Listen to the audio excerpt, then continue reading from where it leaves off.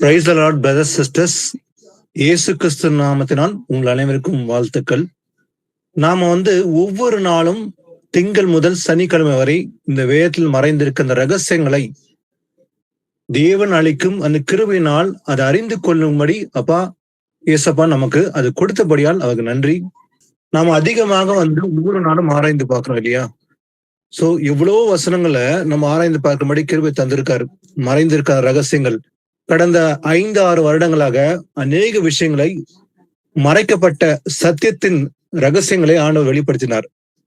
இது எல்லாமே கேட்கிறோம். ஆனா அது கேட்பது மாத்திரமல்ல, அதை கை கொண்டு நடக்கணும். அப்போ இயேசு கிறிஸ்து விரும்புவது ஒன்னே ஒண்ணுதான். அவர் அன்பின் நிமித்தமாக சபைக்கு எல்லா ரகசியங்களும் வெளிப்பட சித்தமுள்ளவரா இருக்கிறாரு. அதை அறிந்து கொள்கிற நீங்கள் மாத்திரமல்ல, நானும் சரி, அதை அறிந்து கொண்டு அந்த ரகசியங்களை நாம் வைத்துக் கொள்வது மாத்திரமல்ல, அறிந்து கொள்ளுகிற நாம் கீழ்ப்படிய வேண்டும். அந்த வசனுக்கு அதுதான் உண்மையிலே இயேசு கிறிஸ்து மேல் வைத்திருக்கிற அன்பு என்பது நமக்கு எல்லாருமே தெரியும். ஆனா இயேசு கிறிஸ்து அவர் இந்த மனுஷகுமாரன் பூமியில இருக்கும்போது அவர் எப்படி இருந்தார்? மனுஷகுமாரனா இருந்தாரு, தேவகுமாரனா இருந்தாரு. ஆனாலும் கூட அவர் தம்மை தாழ்த்தி சிலுவையின் மரண பரிந்தும் அவர் கீழ்ப்படிந்து நடந்து கொண்டார்னு சொல்லி பார்க்க முடியும். எந்த ஒரு காரியமானாலும் நாம் கற்றுக்கொள்வதற்கு இயேசு கிறிஸ்து முன்மாறியா இருக்கிறார். அதனால நாம என்ன பண்றோம்? அவருடைய கால் சூடுகளை தொடர்கிறோம். நாம அவரை பின்பற்றலாம் இருக்கிறோம் இல்லைங்களா? ஒரு மனுஷனை அல்ல, போதிக்கிறவர்கள் அல்ல, இந்த வசனத்தை கீழ்ப்படிந்து அந்த வசனத்தை பின்பற்றலாம் நம்ம இருக்கிறோம் இன்னைக்கு. இயேசு கிறிஸ்து கூட அவர் யாரு? பரத்திலிருந்து இறங்கி வந்த தேவகுமாரன். அவர் தேவன் தான் இறங்கி மனுஷகுமாரனா வெளிப்பட்டார் மாம்சத்தில். அப்போ தேவன் மாம்சத்தில் வெளிப்பட்டார். அவர்தான் இயேசு. அந்த தேவாதி தேவன், கர்த்தாதி கர்த்தர் அவர் பூமியில் இருக்கும்போது அவர் சிலுவையின் மரண பரியந்தமும் கீழ்ப்படிந்து நடந்து கொண்டார் என்பது நமக்கு நல்லாவே தெரியும் இல்லைங்களா? அதே போல ஒரு சிந்தையோட தான் நாம இன்னைக்கு இயேசு கிறிஸ்துவ பின்பற்ற நாம் கூட கடைசி வரைக்கும் நாம அந்த கீழ்ப்படிதலை கற்றுக்கொண்டு கீழ்ப்படிந்திருக்க வேண்டும் என்பதுதான் தெய்வ சித்தம். எது வரைக்கும் நம்முடைய கீழ்ப்படிதல் இருக்க வேண்டும்? இன்னைக்கு மாத்திரமல்ல, அவருடைய வருகை மட்டும். இயேசு கிறிஸ்து அந்த சிலுவையில் தன் ஜீவனை கொடுக்கும் வரைக்கும் மரண பரியந்தமா அவர் கீழ்ப்படி நடந்து கொண்டார். அவர் பேசுகிற வார்த்தையானா சரி, நடந்து கொண்ட விதம், எல்லா வகையிலும் அவர் கீழ்ப்படிந்து நடந்து கொண்டார் இல்லைங்களா? சோ அவர் மூலமா தான் நம்ம எல்லாமே கற்றுக்கொள்ள போகிறோம். இயேசு கிறிஸ்துவை நம்ம பார்க்கும்போது அவர் நடந்த வழிகள், அவர் சென்ற வழிகளும் சரி, அவர் எப்படி பேசினார், அவர் எப்படி நடந்தார், எப்படி கீழ்ப்படிதலை கற்றுக்கொண்டு அதன்படி கடிச்ச வரைக்கும் இருந்தார் கீழ்ப்படிந்தன்னு சொல்லி நம்ம இயேசு கிறிஸ்துவ தான் முன்வைத்து நம்ம பார்க்க போறோம். வாசிக்கலாம். பிலிப்பு 2ஆம் அதிகாரம் 5-8 வாசிக்கலாம். கிறிஸ்து இயேசுவில் இருந்த சிந்தையை உங்களிலும் இருக்க கடவுது. அவர் தேவனுடைய ரூபமாயிருந்தும் தேவனுக்கு சமமாயிருப்பதை கொள்ளையாடின பொருளாக எண்ணாமல் தம்மை தாமே வெறுமையாக்கி அடிமையின் ரூபம் எடுத்து மனுஷர் சாயலானார். ஆமீன்.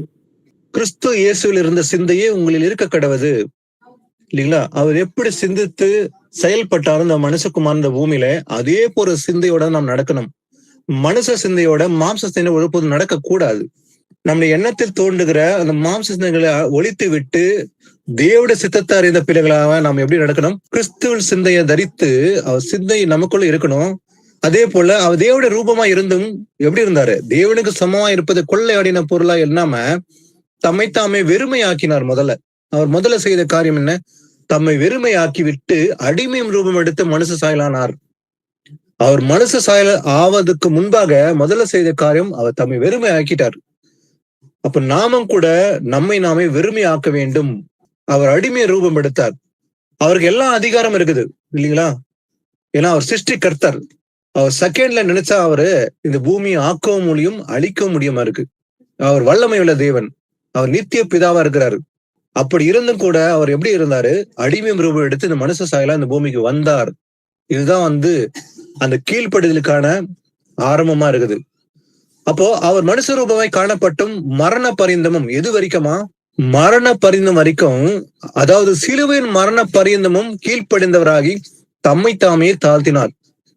தன்னை தாழ்த்தி கொண்டு கீழ்ப்படிந்து சிலுவையின் மரண பரிந்தும் தம்மை கீழ்ப்படுத்தி தாழ்த்தினான்னு சொல்லி பார்க்கணும். இப்படிப்பட்ட சிந்தை நமக்கு இருக்க வேண்டும். அதுதான் வசன வாஸ்தவம். கிறிஸ்துவின் சிந்தையே நமக்கு இருக்க வேண்டும். இப்படிப்பட்ட கீழ்ப்படிதல் நமக்கு இருந்தா அவர் வருகை மட்டும் நாம இயேசு கிறிஸ்து உண்மையான பிள்ளைகள் நாம இருக்க முடியும். இதுல கண்டினியூ பண்ணுங்க. அப்படியே 10-12 வாசிங்க. அப்படியே இயேசுவின் நாமத்தில் வானோர் பூதலத்தோர் பூமியின் கீழானோருடைய முழங்கால் யாவும் முடங்கும்படிக்கும் பிதாவாகிய தேவனுக்கு மகிமையாக இயேசு கிறிஸ்து கர்த்தர் என்று நாவுகள் யாவும் அறிக்கை பண்ணும்படிக்கும் எல்லா நாமத்திற்கும் மேலான நாமத்தை அவருக்கு தந்தருளினார். ஆமென். பாருங்க, இயேசுவின் நாமத்தினால் வானோர் பூதலத்தோர் பூமியின் கீழானோருடைய முழங்கால் யாவும் முடங்கும்படிக்கு பிதாவாகிய தேவனுக்கு மகிமையாக இயேசு கிறிஸ்து கர்த்தர் என்று நாவுகள் யாவும் அறிக்கை பண்ணும்படி. எப்படி அறிக்கை பண்ண வேண்டும்? இயேசுதான் கர்த்தர். அப்போ இயேசு கிறிஸ்து யாரு? பழைய ஏற்பாட்டுல பார்க்கிற அதே கர்த்தர் தான் இயேசுவாக மனுஷகுமாரனாக வந்திருக்கிறார். அப்ப நம்ம எப்படி அறிக்கை பண்ண வேண்டும்? இயேசு கிறிஸ்து கர்த்தர் என்ற நாவு யாவும் அறிக்கை பண்ணும்படிக்கு எல்லா நாமத்துக்கும் மேலான நாமத்தை அவருக்கு தந்தருளினார். அவருக்கு சமமானவோ அவருக்கு மேலாகவும் எந்த நாமமும் அல்ல, இல்லைங்களா? எல்லா நாமத்துக்கும் மேலான நாமம் இயேசு நாமம். அந்த நாமத்துக்கு எல்லாம் நடுநடுங்க வேண்டும். அது மாத்திரமல்ல, எனக்கு பிரியமானவர்கள், நீங்கள் எப்போதும் கீழ்ப்படுகிறபடியே, இன்னைக்கு மாத்திரமல்ல, எப்போதும் கீழ்ப்படுகிறபடியே நான் உங்களுக்கு சமீபமா இருக்கும் போது மாத்திரமல்ல. இன்னைக்கு கீழ்ப்படல் எப்படி இருக்க வேண்டுமா? பவுல் சொல்லுது பாருங்க. அதாவது உங்களுக்கு சமீபமா இருக்கும்போது மாத்திரமல்ல, நான் தூரமா இருக்கும் போதும் அதிக பயத்தோடும் நடுக்கத்தோடும் உங்கள் ரட்சிப்பு நிறைவேற பிரயாசப்படுங்கள். அப்புறம் நம்முடைய பிரயாசமும் இந்த ரட்சிப்பு நிறைவேறணும். அப்போ இயேசு கிறிஸ்து வரையும் போது அது நிறைவேற போகிறது. அப்பதான் இயேசு கிறிஸ்து வாக்குத்தத்தன்படியே அந்த ரட்சிப்பை நமக்கு அருள போகிறார். அது நிறைவேற நம்ம என்ன பண்ணோம்? இன்னைக்கு நம்ம பிரயாசப்பட வேண்டும். எப்படி? அதிக பயத்தோடு. அதே போல பவுல் சொல்றாரு, சமீபமா இருப்பது மாத்திரமல்ல, தூரமா இருக்கும்போது கூட பயத்தோடு நம்ம கீழ்ப்படிந்திருக்க வேண்டும். அப்ப நம்முடைய கீழ்ப்படிதல் எப்படி இருக்க வேண்டுமா? இயேசு கிறிஸ்து அவர் மனுஷகுமாரனா இருந்து எப்படி கடைசி வரைக்கும் கீழ்ப்படிந்து நடந்து கொண்டாரோ அதே போலதான் நம்முடைய கீழ்ப்படிதல் இருக்க வேண்டும். இந்த கீழ்ப்படிதல் பாருங்க, இந்த ஆதாமுடைய கீழ்ப்படியாமனாலதான் மரணம் மனுஷருக்குள்ள வந்தது. அந்த ஒருவருடைய கீழ்ப்படியாமையினாலே நாம் எல்லோரும் பாவிகளாக்கப்பட்டிருக்கிறோம். மரணம் நம்மளை ஆண்டு கொண்டது. ஆனா அந்த ஒருவருடைய கீழ்ப்படிதனாலே அநேக நீதிமானாக்கப்பட்டிருக்கிறோம். வாசிக்கலாம், ரோமர் 5:19 வாசிக்கலாம். அன்றியும் ஒரே மனுஷனுடைய கீழ்ப்படியாமையினாலே அநேகர் பாவிகாக்கப்பட்டது போல ஒருவருடைய கீழ்ப்படிதனாலே அநேகர் நீதிமானாக்கப்படுவார்கள். ஆமென். ஆமீன். ஒரே மனுஷனான ஆதாம் மூலமாக ஒரே மனுஷனுடைய கீழ்ப்படியாமனாலே, ஏன்னா ஆதாம் கீழ்ப்படியாம போயிட்டாரு. புசிக்க வேண்டாம் என்று ஆண்டு சொன்ன அந்த பழத்தை புசித்து விட்டார்கள் ஆதாமும் ஏவாளும். கீழ்ப்படியாமனாலதான் அந்த பாவத்தை செஞ்சாங்க. அப்ப அந்த இடத்துல இயேசு கிறிஸ்து அவங்க ஒரு பரீட்சை வைத்தார். அந்த பரீட்சையில அவர்கள் விழுந்து போனார்கள் கீழ்ப்படியாமனாலதான். அப்போ ஒரே மனுஷனுடைய கீழ்ப்படியாமனாலதான் அநேகர் பாவிகள் ஆக்கப்பட்டது போல. அப்ப ஆதாம் ஏவல் மூலமா தான், அந்த கீழ்ப்படியாமனாலதான் ஆதாம் ஏவலுக்குள் பிறந்த அத்தனை பேரும் என்ன பண்ணிட்டோம்? பாவிகளாக்கப்பட்டோம். ஆனா பாவிகளாக்கப்பட்ட நாம் இயேசு கிறிஸ்துடைய கீழ்ப்படினாலே நாம் எல்லாரும் இன்னைக்கு நீதிமானாக்கப்பட்டுக்கிறோம். நாம் எல்லாரும் ஒரு காலத்துல பாவிகளா இருந்தோம், இருள இருந்தோம், கீழ்ப்படியாம தான் அப்படி இருந்தோம். அத்தனை பேரும் கீழ்ப்படியில் இருந்து, அதான் வசனம் சொல்றது, ஒரு மனுஷனுடைய கீழ்ப்படியாமையினாலே அநேகர் பாவிகள் ஆக்கப்பட்டது போலவே இயேசு கிறிஸ்து என்ற ஒருவர் மூலமாக அவர் கீழ்ப்படினாலே நாம் எல்லாரும் இன்னைக்கு நீதிமான்களாக்கப்பட்டிருக்கிறோம். அப்போ ஒரு காலத்தில் நாம எல்லாரும் நீதிமான்கள் அல்ல. அப்ப கீழ்ப்படிதல் மூலமாக தான் நம்ம எல்லாரும் நீதிமானாக்கப்படுகிறோம், இல்லையா? அந்த கீழ்ப்படிதல், இந்த கீழ்ப்படிதல் மூலமா தான் நம்ம எல்லாருமே இன்னைக்கு எப்படி இருக்கிறோம்? நீதிமானாக்கப்பட்டிருக்குன்னு சொல்லி பார்க்க முடியும். வாசிக்கலாம், எபிரேயர் 5:8-10. அவர் குமாரனாய் இருந்தும் பட்ட பாடுகளினாலே கீழ்ப்படுதலை கற்றுக்கொண்டு தாம் பூர்ணரான பின்பு தமக்கு கீழ்ப்படுகிற யாவரும் நித்திய ரட்சிப்பை அடைவதற்கு காரணராகி மெல்கிசதேக்கின் முறைமையின்படியான பிரதான ஆசாரியர் என்று தேவனாலே நாமம் தெரிவிக்கப்பட்டார். ஆமீன். ஆமீன். பாருங்க, அவர் குமாரனா இருந்தும், இந்த பூமியில மனுஷகுமாரனா இருந்தார். அவர் தேவன் தான் குமாரனா அங்க வெளிப்பட்டிருக்காரு மாம்சத்துல. அப்படி இருந்தும் கூட பட்ட பாடுகளினாலே கீழ்ப்படலை கற்றுக்கொண்டு, அப்ப அவர் என்ன செஞ்சார்? முதல்ல கீழ்ப்படலை கற்றுக்கொண்டார். பட்டு பாடுகளினாலே அவர் மாம்சத்துல பாடு அனுபவிச்சார். ஆண்டவர் இந்த பூமியில அவர் மாம்சத்துல பாடுகளை அனுபவிச்சார். அவர் அனுபவிக்க கூடாத பாடுகள் ஒண்ணுமே இல்லை. அந்த அளவுக்கு ஆண்டவர் மனுஷகுமாரனா இருந்து பாடுகளை அனுபவிச்சார். கடைசி வரைக்கும் அவர் தன் ஜீவனை கொடுக்கும் வரைக்கும் அந்த ஒரு சொட்டு ரத்தம் கூட வைத்துக் கொள்ளாமல் எல்லா ரத்தத்தை சிந்தி நமக்காக அந்த பாடுகளை மாம்சத்துல அனுபவிச்சார். அப்ப கீழ்ப்படிதலை கற்றுக்கொண்டு பட்ட பாடுகளால என்ன செஞ்சாரு? தாம் பூர்ணரான பின்பு அந்த பாடுகள் நிமித்தமாக கீழ்ப்படிதலை கற்றுக்கொண்டு அவர் பூர்ணரான பின்பு என்ன செஞ்சாரு? தமக்கு கீழ்ப்படுகிற யாவரும், யாரெல்லாம் இயேசு கிறிஸ்து கீழ்ப்படுகிறாங்களோ யாவரும் நித்திய ரட்சிப்பு அடைவதற்கு காரணராகி, அப்ப அந்த நித்திய ரட்சிப்புக்கு அடைவதற்கு காரணரா இருக்க போறது யாரு? இயேசு கிறிஸ்துடைய கீழ்ப்படினாலதான். அந்த பாடுகளை தன் சரித்திர அவர் பட்ட பாடுகளினாலே கீழ்ப்படிதலை கற்றுக்கொண்டு இயேசு கிறிஸ்து தாம் பூர்ணரான பின்பு தமக்கு கீழ்ப்படுகிற யாவரும் என்ன பண்ணாரு? நித்திய ரட்சிப்பு அடைவதற்கு காரணரா இருக்கிறாரு இல்லைங்களா? அப்ப அந்த நித்திய ரட்சிப்பு அடைவதற்கு காரணம் இருக்க போறது இயேசு கிறிஸ்து தான். அதனால நம்ம என்ன பார்க்கணும்? இயேசு கிறிஸ்து பார்க்கணும். அவர் எப்படி இந்த பூமியில பாடுகளை அனுபவிச்சார், சரீரத்தினால எப்படி பாடுகளை அனுபவிச்சார், நமக்காகத்தான் எல்லாரும் அந்த பாடுகளை அனுபவிச்சார். அப்போ நாம் ஐஸ்வர்யனா மாறணும் என்பதற்காக, எதுல? பணத்தினால் அல்ல, அந்த ரட்சிப்புல ஐஸ்வர்யம் அடைவதற்காக அவர் தரித்திரர் ஆனார். நமக்காக தான். தன் ஐஸ்வர்யத்தை இழந்து விட்டார் நமக்காக. நாம் ஐஸ்வர்யம் மாறணும் என்பதற்காக, அந்த ரட்சிப்பை நாம் பெற்றுக் கொள்வதற்காக தான் அவர் இந்த பூமியில தரித்திரா இருந்தாரு, தரித்திரர் ஆனார் என்று இருக்கு இல்லையா? அப்ப அந்த நித்திய ரட்சிப்பு அடைவதற்கு அவர் தான் காரணம் இருந்தாரு. வாசிக்கலாம். அடுத்தது லூக்கா 11:28. அதற்கு அவர், அப்படியானாலும் தேவனுடைய வார்த்தையை கேட்டு அதை காத்து கொள்ளுகிறவர்களே அதிக பாக்கியவான்கள் என்றார். ஆமென். பாருங்க, ஏசப்பா சொல்றாரு, அதுக்கு முன்பு பாத்தீங்கன்னா தண்ணிலும் பொல்லாத வேறு ஆவிகளை கூடி கொண்டு வந்து உட்புகந்து அங்கே குடியிருக்கும். அப்போது அந்த மனுஷனுடைய முன் நிலைமையிலும் அவன் பின் நிலைமை அதிக கேடுதலா இருக்கும்னு ஏசப்பா சொல்றாரு. சொல்லிட்டு சொல்றாரு, அவர் இவளை சொல்லுகையில் ஜனக்கூட்டத்திலிருந்து ஒரு ஸ்திரீ பார்த்து என்ன சொல்றான்? அந்த ஸ்திரீ, உம்மை சுமந்த கர்ப்பமும் நீர் பாலுண்ட முளைகளும் பாக்கியம் முளைகள் என்று சத்தமிட்டு சொன்னான். அப்ப அதுக்கு ஏசப்பா சொல்றாரு, அப்படியானால் தேவனுடைய வார்த்தையை கேட்டு அதை காத்து கொள்ளுகிறவர்களே அதிக பாக்கியவான்கள். அப்ப யார் அதிக பாக்கியவான்களா? அதை கேட்கறது மாத்திரமல்ல, அதை கேட்டு அதை காத்து கொள்ளுகிறது. காத்து கொள்ளுறதுதான் என்ன? அந்த கற்பனை கை கொள்ளுறது, கீழ்ப்படிதல் இல்லைங்களா? வசனம் கேட்கறது, அந்த வசனத்தை கேட்டு அது கீழ்ப்படிந்து நடக்கிறதான் பாக்கியவான் சொல்லி ஏசப்பா சொல்றாரு. அப்ப கேட்டு வசனத்தை காத்து கொண்டதான் பலன் கொடுத்தாருன்னு சொல்லி பாக்குறோம் இல்லையா? நல்ல நிலத்தில் விதைக்கப்பட்ட விதை 30, 60, 100 பலன் கொடுத்தது. இதனால வசனம் கேட்கறது மாத்திரமல்ல, கேட்டு காத்து கொண்ட நல்ல நிலத்தில் விதைக்கப்பட்டவர்கள் பலன் கொடுத்தார்கள். அதான் ஏசப்பா சொல்ல, அது காத்து கொள்ளுகிறவர்களே அதிக பாக்கியவான்கள். அப்போ தேவன் எதிர்பார்ப்பது அந்த கீழ்ப்படிதல் இல்லையா? வசனம் கேட்கிறோம், அதுக்கு கீழ்ப்படி நடக்கணும்னு சொல்ல தேவனுடைய எதிர்பார்ப்பு இருக்கு நம்ம கிட்ட.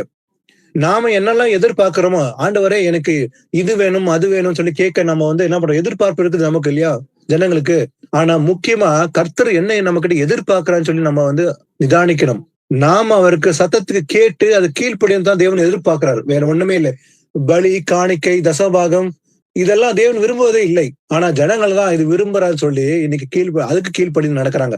சத்தியத்துக்கு கீழ்ப்படியாம தேவன் இதெல்லாம் விரும்புறாருன்னு சொல்லி விரும்பாத காரியங்கள் தான் தேவன் முன்பாக பொருத்தனை செய்து தேடுறாங்க. ஆனா தேவன் விரும்புவது கீழ்ப்படிதல் தான் இல்லைங்களா? வாசிக்கலாம். அடுத்தது யாத்திராகமம் 19:4-6. நான் எகிப்தியருக்கு செய்ததையும் நான் உங்களை கழுகுகளுடைய சட்டைகள் மேல் சுமந்து உங்களை என்னண்டையில் சேர்த்து கொண்டதையும் நீங்கள் கண்டிருக்கிறீர்கள். இப்பொழுது நீங்கள் என் வாக்கை உள்ளபடி கேட்டு என் உடன்படிக்கை கை கொள்வீர்களானால் சகல ஜனங்களிலும் நீங்களே எனக்கு சொந்த சம்பத்தாய் இருப்பீர்கள். பூமி எல்லாம் என்னுடையது. நீங்கள் எனக்கு ஆசாரிய ராஜ்யமும் பரிசுத்த ஜாதியுமாய் இருப்பீர்கள் என்று நீ இஸ்ரவேல் புத்திரரிடம் சொல்ல வேண்டிய வார்த்தைகள் என்றார். ஆமென். பாருங்க, இஸ்ரேல் மக்களோட, எபிரேய மக்களோட தேவனுடைய எதிர்பார்ப்பு இருந்தது, அவங்க கீழ்ப்படின்னு சொல்லி இல்லைங்களா? தேவன் எதிர்பார்த்தது எல்லாமே அவர் சொல்லுக்கு கீழ்ப்படின்னு தேவன் விரும்பினார். சொல்றாரு, நான் எகிப்தியருக்கு செய்ததையும் நான் உங்களை கழுகுகளுடைய சட்டைகளின் மேல் சுமந்து உங்களை என் நண்டையிலே சேர்த்து கொண்டதையும் நீங்கள் கண்டிருக்கிறீர்கள். அவங்க எல்லாருமே பார்த்தாங்களா? அதை கண்ணார கண்டார்கள், தேவன் செய்த அற்புதங்களை. தேவன் அவர்களை எப்படி சுமந்து கொண்டு வந்தார் என்பதை அவர் கண்டாருன்னு சொல்லி தேவனே சொல்றாரு. இப்போது நீங்கள் என் வாக்கை உள்ளபடி கேட்டு, அதனால தேவன் என்ன விரும்புறாராம், நான் உங்களை இப்படி சுமந்து கொண்டே வந்தேன், நீங்கள் எல்லாம் பார்த்திருக்கீங்க, கண்டு இருக்கிறீர்கள். அதனால நீங்க என்ன பண்ணமா, என் வாக்கை உள்ளபடி கேட்டு என் உடன்படிக்கை கை கொள்ள வேண்டும். அப்ப வாக்கை கேட்டு அதை கை கொள்ள வேண்டும். கீழ்ப்படிந்து சகல ஜனங்களிலும் நீங்கள் நீங்களே எனக்கு சொந்த சம்பதா இருப்பீர்கள். கீழ்ப்படிந்து நடந்தால் எப்படி இருப்பீங்களா? எல்லா ஜனங்களை விட நீங்க தான் என்னுடைய சொந்த சம்பத்து. இதை யாரா சொல்ல முடியுமா? ஆனா தேவன் தன்னுடைய சொந்த ஜனத்தை பார்த்து சொல்றாரு, நீங்க தான் என்னுடைய சொந்த சம்பத்துன்னு சொல்றாரு. Peculiar treasure. இது யார பார்த்தோமோ சொல்ல, அந்த எபிரேய மக்களை பார்த்து தம் சொந்த ஜனத்தை பார்த்து சொல்றாரு, இப்படி எல்லாம் செஞ்சீங்கன்னா, கை கொண்டு நடந்தீங்கன்னாக்கா, கீழ்ப்படிந்தீங்கன்னாக்கா, நீங்கள் எனக்கு சொந்த சம்பதா இருப்பீர்கள். பூமி எல்லாம் என்னுடையது என்று கர்த்தர் கூறினார். அது மாத்திரமல்ல, நீங்கள் எனக்கு எப்படி இருப்பீங்க? ஆசாரிய ராஜ்யமும் பரிசுத்த ஜாதியுமா இருப்பீர்கள் என்று நீ இஸ்ரவேல் புத்திரரோடு சொல்ல வேண்டிய வார்த்தைகள் என்றார். அப்போ இது அவருடைய சொல்லுக்கு கீழ்ப்படி நம்ம நடந்தோம்னா, இன்னைக்கு மாத்திரமல்ல, அன்னைக்கு ஆண்டவர் சொன்னாரு, அந்த மக்களுக்கும் அதான் கடலை கொடுத்து சொன்னாரு, நடந்தால் என் சொந்த சம்பதா இருப்பீங்க பூமியிலேயே. எல்லாரோட நீங்க தான் என்னோட சொந்த சம்பதம் ஆண்டவர் சொல்றாரு. நீங்கள் எனக்கு ஆசாரியலா இருப்பீங்க. அது மாத்திரமல்ல, பாருங்க, ஆசாரிய ராஜ்யமும் பரிசுத்த ஜாதியுமா இருப்பீர்கள். அப்போ யாரெல்லாம் வசனத்தை கீழ்ப்படி நடக்கிறாங்களோ, சொல்லுக்கு கீழ்ப்படி நடக்கிறாங்களோ, அத்தனை பேரும் எப்படி இருப்பாங்க? பரிசுத்த ஜாதின்னு சொல்ல முடியும். கீழ்ப்படியாதவர்களை பார்த்து சொல்ல ஆண்டவர், கீழ்ப்படிகள் மட்டும்தான் சொல்றாரு, பரிசுத்த ஜாதியா இருப்பீர்கள் என்று நீ இஸ்ரவேல் புத்திரோட சொல்லு. அப்ப மோசே வந்து ஜனங்களின் மூப்பரை அழைப்பித்து கர்த்தர் தனக்கு கற்பித்த வார்த்தைகள் எல்லாம் அவர்களுக்கு முன்பாக சொன்னான். அப்ப கர்த்தர் வந்து மோசைக்கு கட்டளையிட்ட வார்த்தை எல்லாம் மோசே வந்து ஜனங்களுக்கு சொன்னான். ஆனா பாத்தீங்கன்னா கை கொண்டு நடந்தாங்களா? ஆனா அவங்க என்ன பண்ணாங்க? கர்த்தர் சொன்ன வார்த்தைக்கு விரோதமாக சில நேரங்கள் என்ன பண்ண, முறுமுறுத்து விழுந்து போனார்கள். சில வனாந்தரத்தை விழுந்து போனான்னு சொல்லி பார்க்க முடியும். ஆனா கர்த்தர் அவங்க கண்களுக்கு முன்பாக அற்புதங்களை செய்திருந்தும் கூட அதை உணராம போயிட்டாங்கன்னு சொல்லி பார்க்க முடியும். வாசிக்கலாம் 1 சாமுவேல் 15ஆம் அதிகாரத்துல 19 முதல் 22. இப்படி இருக்க நீர் கர்த்தருடைய சொல்லை கேளாமல் கொள்ளையின் மேல் பறந்து கர்த்தருடைய பார்வைக்கு பொல்லாப்பானதை செய்தது என்ன என்றான். சவுல் சாமுவேலை நோக்கி, நான் கர்த்தருடைய சொல்லை கேட்டு கர்த்தர் என்னை அனுப்பின வழியாய் போய் அமலேக்கின் ராஜாவாகிய ஆகாயை கொண்டு வந்து அமலேக்கரை சங்காரம் பண்ணினேன். ஜனங்களோ உம்முடைய தேவனாகிய கர்த்தருக்கு கீழ்காலிலே பலியிடுவதற்காக கொள்ளையிலே சாபத்தீடாகும் ஆடு மாடுகளிலே பிரதானமானவைகளை பிடித்து கொண்டு வந்தார்கள் என்றான். அதற்கு சாமுவேல், கர்த்தருடைய சத்தத்திற்கு கீழ்ப்படுகிறதை பார்க்கிலும் சர்வாங்க தகனங்களும் பலிகளும் கர்த்தருக்கு பிரியமாய் இருக்குமோ? பலியை பார்க்கிலும் கீழ்ப்படிதலும் ஆட்டுக்கடாக்களின் நிலத்தை பார்க்கிலும் செவி கொடுத்தலும் உத்தமம். ஆமீன். ஆமீன். கர்த்தர் வந்து கட்டளை கொடுத்தாரு சவுல வந்து செய்ய சொல்லி. ஆனா சவுல் வந்து அந்த கட்டளையை மீறி விட்டார். அதனால சாமுவேல் வந்து எச்சரிக்கிறார். பாருங்க, கர்த்தர் என்ன சொன்னார் சவுலுக்கு, நீ போய் அமலேக்கர் ஆகிய அந்த பாவிகளை சங்கரிக்கணும், நிர்மூலமாக்க மட்டும் தீரு மட்டும் அவர்களோட யுத்தம் பண்ணு, உன்னை விட்டு வைக்காத, சங்காரம் பண்ணு, உண்மை அந்த வழியை அனுப்பினார் என்று சொல்லும் போது, ஆனா இவன் என்ன செஞ்ச சவுலு, நீ கர்த்தருடைய சொல்லை கேளாம அவன் என்ன செஞ்ச, அந்த சொல்லையே கேட்கல. தன் சொந்த சுய புத்தியை உபயோகப்படுத்தி கொண்டு கர்த்தருடைய பார்வைக்கு பொல்லாத காரியத்தை செய்தான் சவுல் பார்க்க முடியும். ஆனா கர்த்தருடைய சொல்லை கேட்கவே இல்லை. அந்த கீழ்ப்படுதல் இல்லாம போயிடுச்சு சவுலுக்கு. ஆரம்பத்துல வந்து சவுலுக்கு கீழ்ப்படுதல் இருந்தது, கர்த்தருக்கு பிரியமா நடந்து கொண்டான். ஆனா போக போக கர்த்தருடைய வழிகளை விட்டு, கர்த்தருடைய சொல்லை கேட்காம கீழ்ப்படுதலை விட்டு கேளாம கர்த்தருடைய பார்வைக்கு பொல்லாப்பானது செய்தார் என்று சொல்லும் போது சவுல் வந்து எச்சரிக்கும் போது சாமுவேல் எச்சரிக்கும் போது என்ன பண்ணா, சவுல் ஒருவேளை மனம் திரும்பிக்க வேண்டும் இல்லைங்களா? அதாவது நான் தப்பு செஞ்சுட்டேன், ஆமா நான் பொல்லாப்பதை செஞ்சுட்டேன், நான் செய்து தவறுதான் சொல்லி உணர்வோட பேசியிருக்க வேண்டும். ஆனா அவன் பாருங்க நியாயப்படுத்துக்கிறான். நான் கர்த்தர் சொல்லை கேட்டு கர்த்தர் என்னை அனுப்பின வழியே போய் அமலேக்க ராஜா ஆகாவை கொண்டு வந்து அமலேக்கரை சங்காரம் பண்ணினேன் அப்படின்னு நியாயமா பேசுறான். எனக்கு தன் சுயநலத்தோட, அதாவது தான் செய்ததுதான் சரின்னு சொல்லிதான் அவங்க வந்து பேசுறான் தவிர, ஆனா தான் செய்தது தவறு என்று ஒத்துக்கொள்ளவே இல்லை. அடுத்த சவுலுக்கும் தாவீதுக்கும் இருக்க வித்தியாசம். சவுலை கண்டிக்கும் போது சவுல் வந்து நான் செஞ்சு சரிதான் சொல்லி நியாயம் பேசுறான். ஆனா தாவீது பாவம் செய்யும் போது கண்டிக்கும் போது நாத்தான் மூலமாக உடனே தாவீது வஸ்திரங்களை கிழித்து கொண்டு தாழ்மையோடு அவன் வந்து மன்னிப்பு கேட்டன்னு சொல்லி பார்க்க முடியும். ஆனா சவுல் அது போல செய்யவே இல்லை. அதனால்தான் சாமுவேல் எச்சரிக்கும் போது சாமுவேல் சொல்றாரு, என்ன சொல்றாரு பாருங்க, கர்த்தருடைய சத்தத்துக்கு கீழ்ப்படிதல் பார்க்கிலும். அப்போ எதுக்கு கீழ்ப்படினுமா? ஆனா உன்னை நீயே நியாயப்படுத்துற. ஆனா நீ என்ன செஞ்சிருக்கணும்? கர்த்தருடைய கட்டளைக்கு நீ கீழ்ப்படிந்திருக்க வேண்டும். அவர் சத்தத்துக்கு கீழ்ப்படிவதை விட சர்வாங்க தகனங்களும் பலிகளும் கர்த்தருக்கு பிரியமா இருக்குமா? நான் இதை செஞ்சேன், பலி செலுத்துற இதுதான் சொல்றானே தவிர கீழ்ப்படிதல இல்ல. ஆனா நீ கீழ்ப்படிதலை விட்டு சகன தகன பலியை பத்தி பேசுற, அது பிரியமா இருக்குமா? பலியை பார்க்கலும் எது பிரியமா இருக்கும் கர்த்தருக்கு? கீழ்ப்படிதல் தான் சாமுவேல் சொல்றாரு. பலியை விட கீழ்ப்படிதெல்லாம் தேவன் விரும்புறாரு. ஆட்டுக்கடாவின் நிலத்தை பார்க்கலும் செவி கொடுத்ததான் உத்தமம். அப்ப இதுதான் தேவன் விரும்புறாரு தவிர நான் பலி செலுத்திட்டேன், இதை செஞ்சுட்டேன்னு சொல்வதை தேவன் விரும்பல. இது பழைய ஏற்பாட்டில் மாத்திரமல்ல, இயேசு கிறிஸ்து கூட இதுதான் சொல்றாரு. வாசிக்கலாம், மத்தேயு 12:7 பார்க்கலாம்.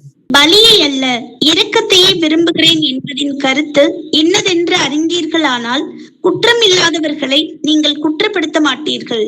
ஆமென்.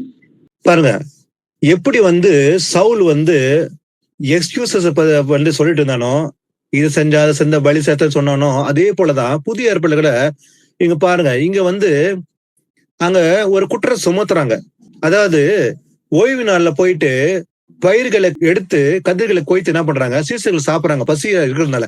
இது குறித்து அவங்க குற்றம் சுமத்துறாங்க. அதனால ஏசப்பா சொல்ற அதுக்கு பதில் தான் அவங்க காரணங்களை காட்டிதான் அவங்க நியாயப்படுத்துறாங்க. அந்த பரிசெயர் சதிசெயர் இவங்க எல்லாம் எப்படியாவது குற்றங்களை கண்டுபிடிச்சு அவங்க மேல பழி சுமத்த வேண்டும் என்பதற்காகவே ஓய்வினால செய்யக்கூடாது இவங்க சீசர்கள் செய்யறாங்களே அப்படின்னு சொல்லும் போது ஏசப்பா ஒரே வார்த்தை சொல்றாரு. சவுலுக்கு எப்படி கர்த்தர் சாமுவேல் மூலம் சொன்னாரோ அதே போலதான் இவர்களையும் பார்த்து ஏசப்பா சொல்றாரு, பலியை அல்ல இரக்கத்தையே விரும்புகிறேன் என்பதின் கருத்து என்னதென்று அறிந்திருக்கலாம். அப்ப எதை விரும்புறாராம்? பலியை அல்ல இரக்கத்தை தான் தேவன் விரும்புறாரு. அதான் ஏசப்பா சொல்றாரு, பலியை அல்ல நான் விரும்பல, பலி தேவன் விரும்பவில்லை, இரக்கத்தையே விரும்புகிறேன்னு சொல்லி ஏசப்பா சொல்றாரு. அப்படி நீங்க அறிஞ்சீங்கன்னாக்கா ஒருவேளை இப்படி சொல்ல மாட்டீங்க. குற்றமில்லாதவர்களை நீங்கள் குற்றப்படுத்த மாட்டீர்கள்.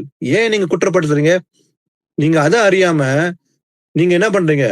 பாரம்பரிய காரியங்களை தான் விரும்புறீங்க தவிர தேவனுடைய இரக்கத்தை நீங்க அறியாம இருக்கிறீங்க. அதான் ஏசப்பா இரக்கத்தையே விரும்புகிறேன் என்பதின் கருத்து என்னதென்று அறிந்திருக்கலாம். நீங்க அறியவில்லை. அறிந்திருந்தால் குற்றமில்லாத நீங்க என்ன பண்ணிருக்க மாட்டேங்க, குற்றப்படுத்த மாட்டீங்க. குற்றமில்லாதவர்களை அவங்க என்ன பண்ண குற்றப்படுத்தினார்கள். அதனால ஏசப்பா அவங்களை கண்டிக்கிறார். வாசிகளா, பிரசங்கி 5:1-2. நீ தேவாலயத்துக்கு போகும்போது உன் நடையை காத்துக்கொள். மூடர் பலியிடுவது போல பலியிடுவதை பார்க்கிலும் செவி கொடுக்க சேர்வதே நலம். தாங்கள் செய்கிறது தீமை என்று அறியாதிருக்கிறார்கள். தேவ சமூகத்தில் நீ துணிகரமாய் உன் வாயினால் பேசாமலும் மனம் பதறி ஒரு வார்த்தையும் சொல்லாமலும் இரு. தேவன் வானத்தில் இருக்கிறார், நீ பூமியில் இருக்கிறாய். ஆதலால் உன் வார்த்தைகள் சுருக்கமாய் இருப்பதாக. ஆமென். நீ தேவாலயத்துக்கு போகும்போது உன் நடையை காத்துக்கொள்னு சொல்லி பழைய ஏற்பாட்டுல தேவாலயம் இருந்தது. இன்னைக்கு நாம தான் தேவனுடைய ஆலயமா இருக்கிறோம் இல்லைங்களா? பழைய ஏற்பாடுல சொல்றாரு அவங்களுக்கு, உன் நடையை காத்து கொள்ள வேண்டும். மூடர் பலியிடுவது போல பலியிடுவதை பார்க்கிலும் எது உத்தமமா? செவி கொடுக்க சேருவதே நலம். அப்போ இன்னைக்கு மாத்திரமல்ல, அன்னைக்கு கூட பலி காணிக்கை இதெல்லாம் தேவன் விரும்பவே இல்லை. இது தேவனுக்கு முக்கியம் அல்ல. ஆனா தேவன் விரும்புவது காரியம் என்ன? செவி கொடுத்தல், அவருடைய கட்டளைக்கு கீழ்ப்படிய வேண்டும். செவி கொடுக்க சேருவதே நலம் என்று தேவன் கூறுகிறார். அன்று மாத்திரமல்ல, இன்றும் கூட இல்லையா? அப்போ எப்படி இருக்கணுமா? தேவ சமூகத்தில் நீ துணிகரமாய் உன் வாயை பேசாம மனப்பதறி ஒரு வார்த்தையினாலும் சொல்லாமலும் இரு. தேவன் வானத்தில் இருக்கிறார், நீ பூமியில் இருக்கிறார். அதனால உன் வார்த்தைகள் சுருக்கமாய் இருப்பதாக. அதிக பேசுறத தேவன் பிரியப்பட மாட்டார். அப்ப நம்ம நாவு அடக்கப்பட வேண்டும். அப்ப நம்ம எதை பேசினாலும் கர்த்தருடைய சித்தப்படி பேசுறதுக்கு முதல் நிதானிக்க வேண்டும். சோ அதிகமா படபட நான் ஸ்டாப் மாதிரி சில பேர் பேசுவாங்க. அந்த கீழ்ப்படிதல் இருக்காது. அதனால அவங்க என்ன எண்ணத்தை தோன்றதோ விடாம பேசுவாங்க. ஆனா அப்படி பேசாம நம்ம பேசுகிற வார்த்தை பக்தி வித்து உண்டாகும்படி அது சுருக்கமா இருந்தா அதுதான் நலம். அதனால உன் வார்த்தைகள் சுருக்கமா இருப்பதாக என்று அன்று மாத்திரமல்ல, தேவன் விரும்ப காரியம் இன்றும் கூட அதேதான்.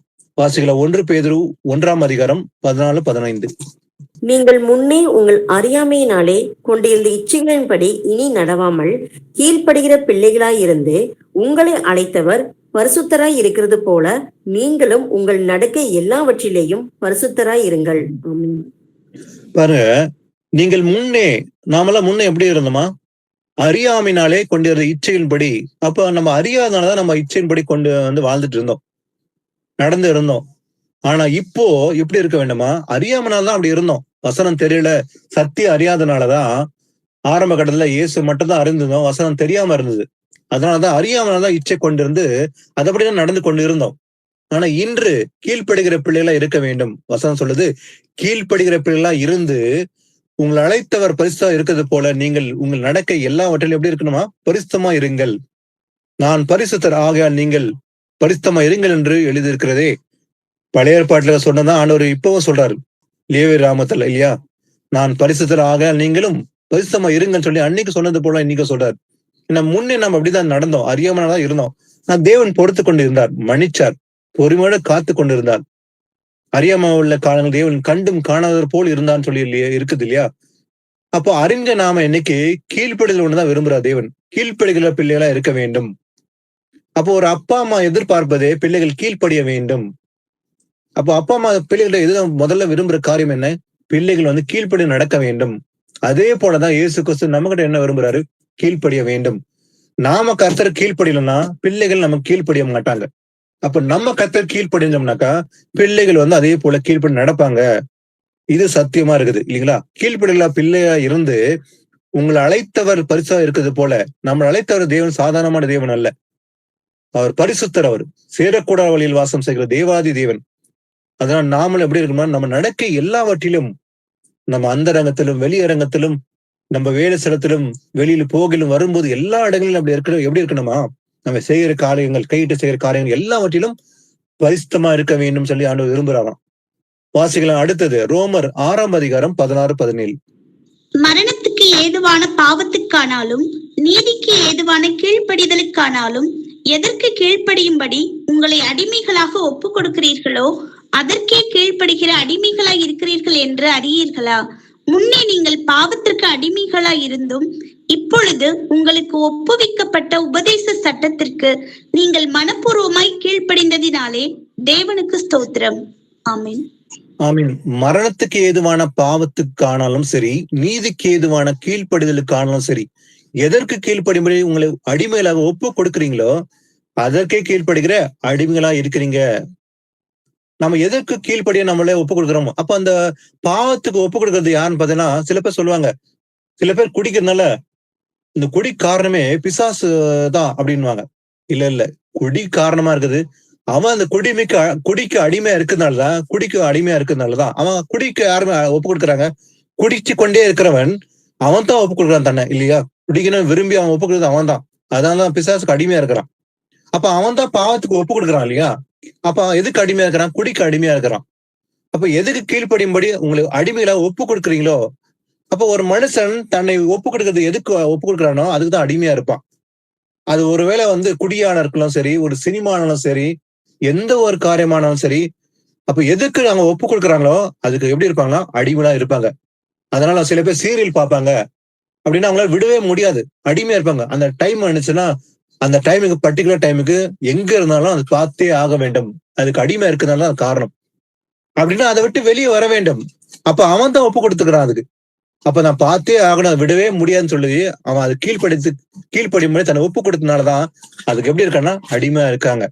அப்ப ஒருவேளை நமக்கு நீதிக்கு கீழ்ப்படிவெல்லாம் இருந்தோமா இன்னைக்கு, அப்போ தேவனுக்கு கீழ்ப்படிக்கிறா இருந்தோம்னா நம்ம யாருக்கு அடிமையா இருப்போம்? தேவனுக்கு அடிமையா இருப்போம் இல்லைங்களா? அப்ப எதற்கு கீழ்ப்படியும்படி உங்களை ஒப்பு கொடுக்கணும்? அதுக்கே நீங்களும் அடிமையா இருப்பீர்கள். அப்ப முன்னே நீங்கள் பாவத்துக்கு அடிமையா இருந்தும், முன்னே எப்படி இருந்தோமா? பாவத்துக்கு அடிமையா இருந்தோம். இப்போது உங்களுக்கு ஒப்புவிக்கப்பட்ட உபதேச சட்டத்துக்கு நீங்கள் எப்படி மனப்பூர்வமாய் கீழ்ப்படியதுனாலே தேவனுக்கு ஸ்தோத்திரம். அப்ப இன்னைக்கு நாம யாருமே கட்டாயப்படுத்தி யாருமே கீழ்ப்படிய பண்ணல. கண்டிப்பா நீ கீழ்ப்படிதான் ஆகணும். சட்டம் போட்டு நம்மள ஒரு அடிமையை போல நம்ம கீழ்ப்படிய பண்ணல ஆண்டவர்.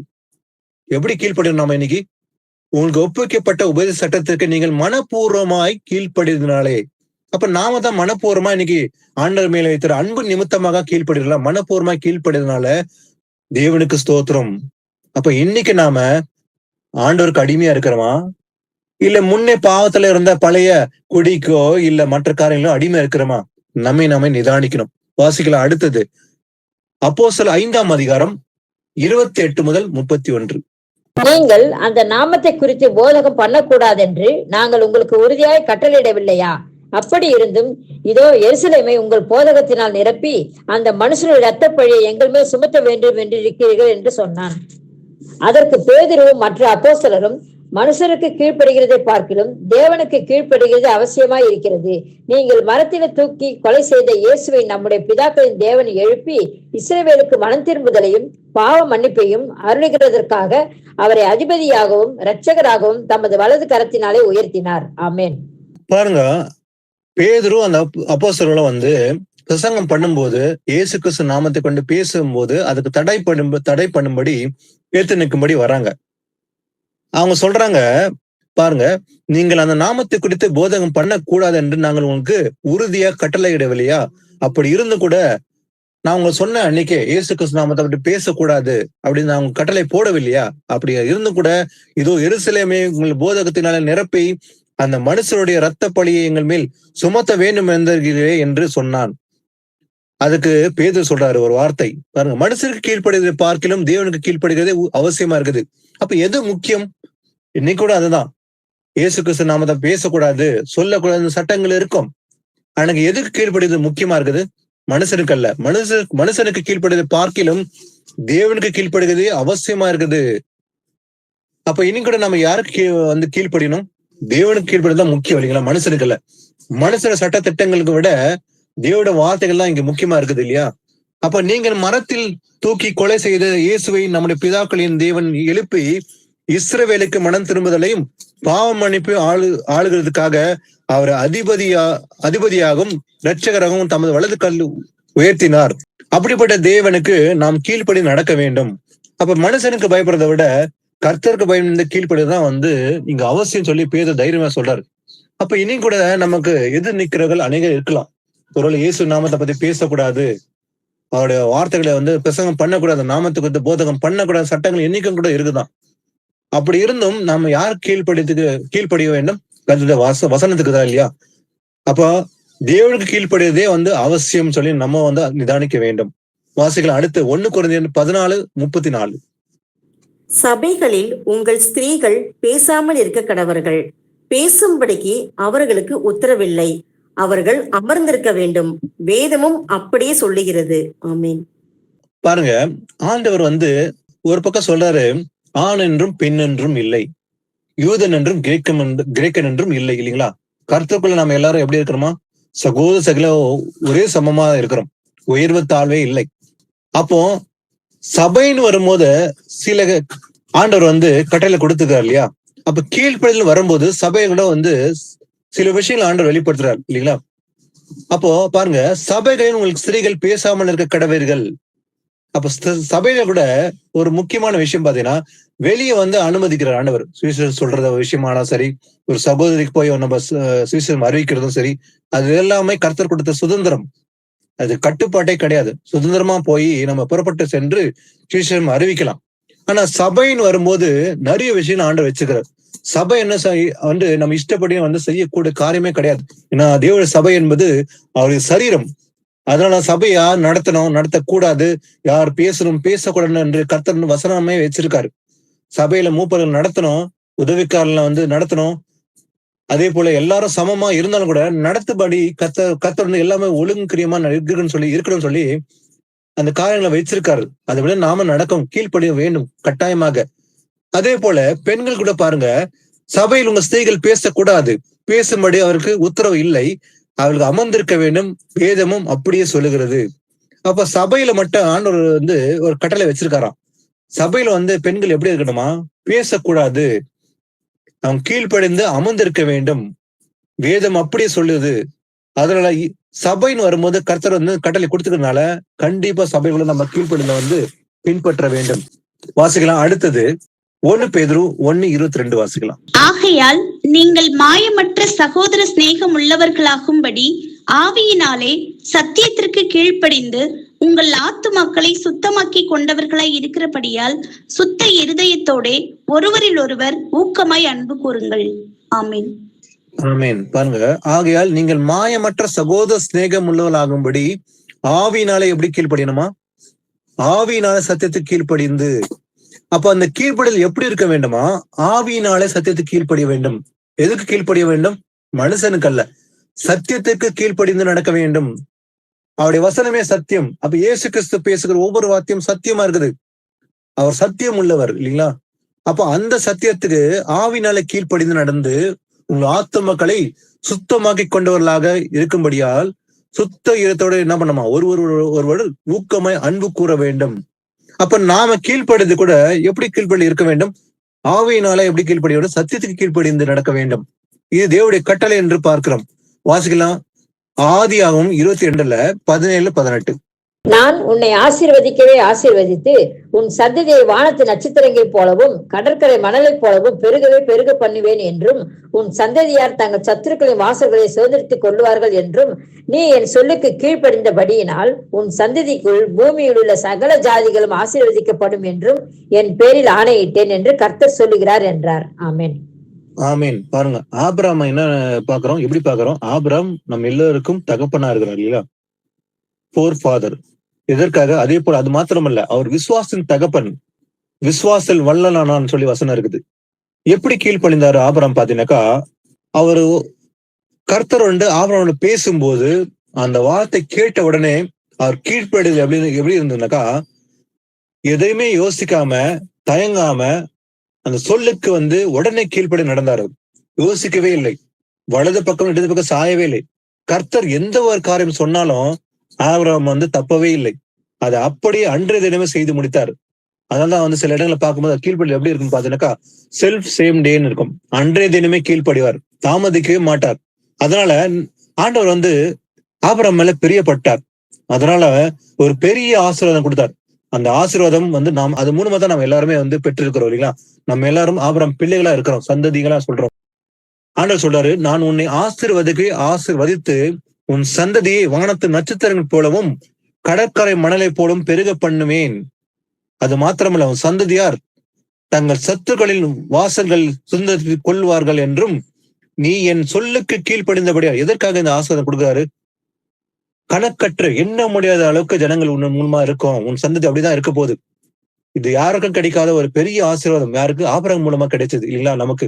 அப்ப ஆபிரகாமுக்கு ஒரு பெரிய ஆசீர்வாதத்தை ஆண்டவர் உடன்படிக்கை பண்றாரு. நட்சத்திரங்கள் போல இருக்கும் சந்ததி, கடல் மண்ணை போல இருக்கும் சந்ததின்னு சொல்லி ஆண்டவர் வாக்கு கொடுக்கிறார். அது எதுக்காக பாத்தீங்கன்னாக்கா, நீ என் சொல்லுக்கு கீழ்ப்படிந்தபடியால் உன் சந்ததிக்குள் பூமியில் உள்ள சகல ஜாதிகளும் ஆசீர்வதிக்கப்படும். ஏன்னா ஆபிரகாம் அந்த சொல்லுக்கு கீழ்ப்படி நடந்தாரு, எதுவுமே தப்பவே இல்லை. அன்றைய தினமே கீழ்ப்படி நடந்தார், யோசிக்கவே இல்லை. அப்ப கர்த்தர் சொல்லிட்டாரே, நான் செய்யட்டமா வேணாமா, இல்ல நாளைக்கு செய்யட்டமா, இல்ல அடுத்த மாசம் செய்யட்டமா, இல்ல ஒருவேளை நான் செய்யறதுனால இது நடக்குமா, அந்த இடத்துல எப்படி இருக்கும், அதெல்லாம் ஒரு மாம்சம் இருக்க மனுஷன் யோசிக்க முடியும். ஆனால் ஆபிரகாம் ஒருபோதும் யோசிப்பதே இல்லை. இது கர்த்தர் சொல்லிட்டாரு, இதை நான் செய்து முடிப்பேன் என்பதுதான் அவர் கீழ்ப்படிதல் என்று. அதான் ஆண்டவர் சொல்ல சாட்சி கொடுக்கிறாரு, நீ என் சொல்லுக்கு கீழ்ப்படினால உன் சந்ததி எப்படி இருக்க போகுது, பூமியில சகல ஜாதியிலும் ஆசீர்வதிக்கப்படும், உன் மூலமா ஆசீர்வதிக்கப்படும் என்று என் பேரில் ஆணையிட்டேன் என்று கர்த்தர் சொல்லுகிறார். அப்போ கர்த்தர் ஆபிரகாம் மேல பிரியமா இருந்தார். ஏன்னா கர்த்தர் சொல்ற எல்லா வார்த்தையும் கீழ்ப்படி நடந்தாரு. 100% கீழ்ப்படிதல் ஆபிரகாமுக்குள்ள இருந்தது. ஒரு வார்த்தையும் தவறவே இல்லை. அதனால எப்படி சொல்றோம், அவரை பார்த்து விசுவாசின் தகப்பன் என்று எழுதி இருக்குது இல்லையா? ஃபாதர் ஆஃப் ஃபெய்த்ன்னு சொல்றோம். அப்படிப்பட்ட கீழ்ப்படிதல் நமக்கும் இருக்க வேண்டும். அப்ப நாம ஆபிரகாம் பிள்ளைகளா இருந்தோம்னா, உண்மையிலே கீழ்ப்படி நடந்தால் மட்டுமே நாம் எல்லாரும் ஆபிரகாம் பிள்ளைகளா இருக்கோம். அப்ப நம்ம ஆபிரகாம் பிள்ளைகளா என்று சொல்லிக் கொள்ள வேண்டும் என்றால் நம்முடைய கீழ்ப்படிதல் அதே போலதான் இருக்க வேண்டும். வாசிக்கலாம். அதே போல இன்னொரு வசனம் வாசிக்கலாம். உபாகமம் 11:26-28. இதோ இன்று நான் உங்களுக்கு முன்பாக ஆசீர்வாதத்தையும் சாபத்தையும் வைக்கிறேன்.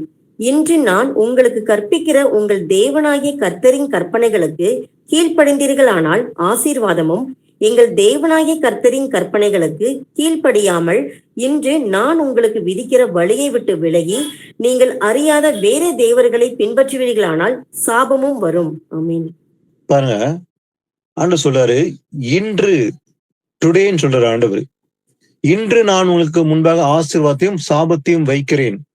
அதனால இன்று நான் உங்களுக்கு கற்பிக்கிற உங்கள் தேவனாகிய கர்த்தரின் கற்பனைகளுக்கு கீழ்ப்படிந்தீர்களானால் 2 சாய்ஸ் கொடுக்குறார் ஆண்டவர். 1 ஆசீர்வாதம், சாபம். இப்ப 2மே சாய்ஸ் ஆண்டவர் கொடுத்துறாரு. யாருமே கட்டாயப்படுத்த மாட்டாரு ஆண்டவர். அன்னைக்கு மாத்திரமல்ல, இன்னைக்கு அவ்வளவுதான். பிளெஸிங், கர்சிங் 2மே சாய்ஸ் வைப்பார். ஆசீர்வாதம், சாபம். அது எதை நம்ம தேர்ந்தெடுக்கிறோம்னு சொல்லி நம்ம தான் முடிவு பண்ணணும். அது கூட அன்னைக்கு தான் அதனை சொல்றாரு, உங்களுக்கு முன்பாக என்ன பண்றேன், ஆசீர்வாதத்தை வைக்கிறேன், சாபத்தை வைக்கிறேன்னு சொல்ற ஆண்டவர். எங்கள் தேவனாகிய கர்த்தரின் கற்பனைகளுக்கு கீழ்ப்படியாமல் இன்று நான் உங்களுக்கு விதிக்கிற வழிகளை விட்டு நீங்கள் அறியாத வேற தேவர்களை பின்பற்றினால் சாபம் வரும். அப்போ 2மே சாய்ஸ் வைக்கிறார். கீழ்ப்படிந்தால் ஆசீர்வாதம், கீழ்ப்படியாவிட்டால் சாபம். என்று அன்னைக்கு வச்சாரு இல்லைங்களா? அது அன்னைக்கு மாத்திரம் இல்ல, என்னைக்குமே அவ்வளவுதான். கர்த்தர் வந்து 2 சாய்ஸ் வைக்குவார். கீழ்ப்படிந்தால் ஆசீர்வாதம், கீழ்ப்படியாவிட்டால் சாபம்.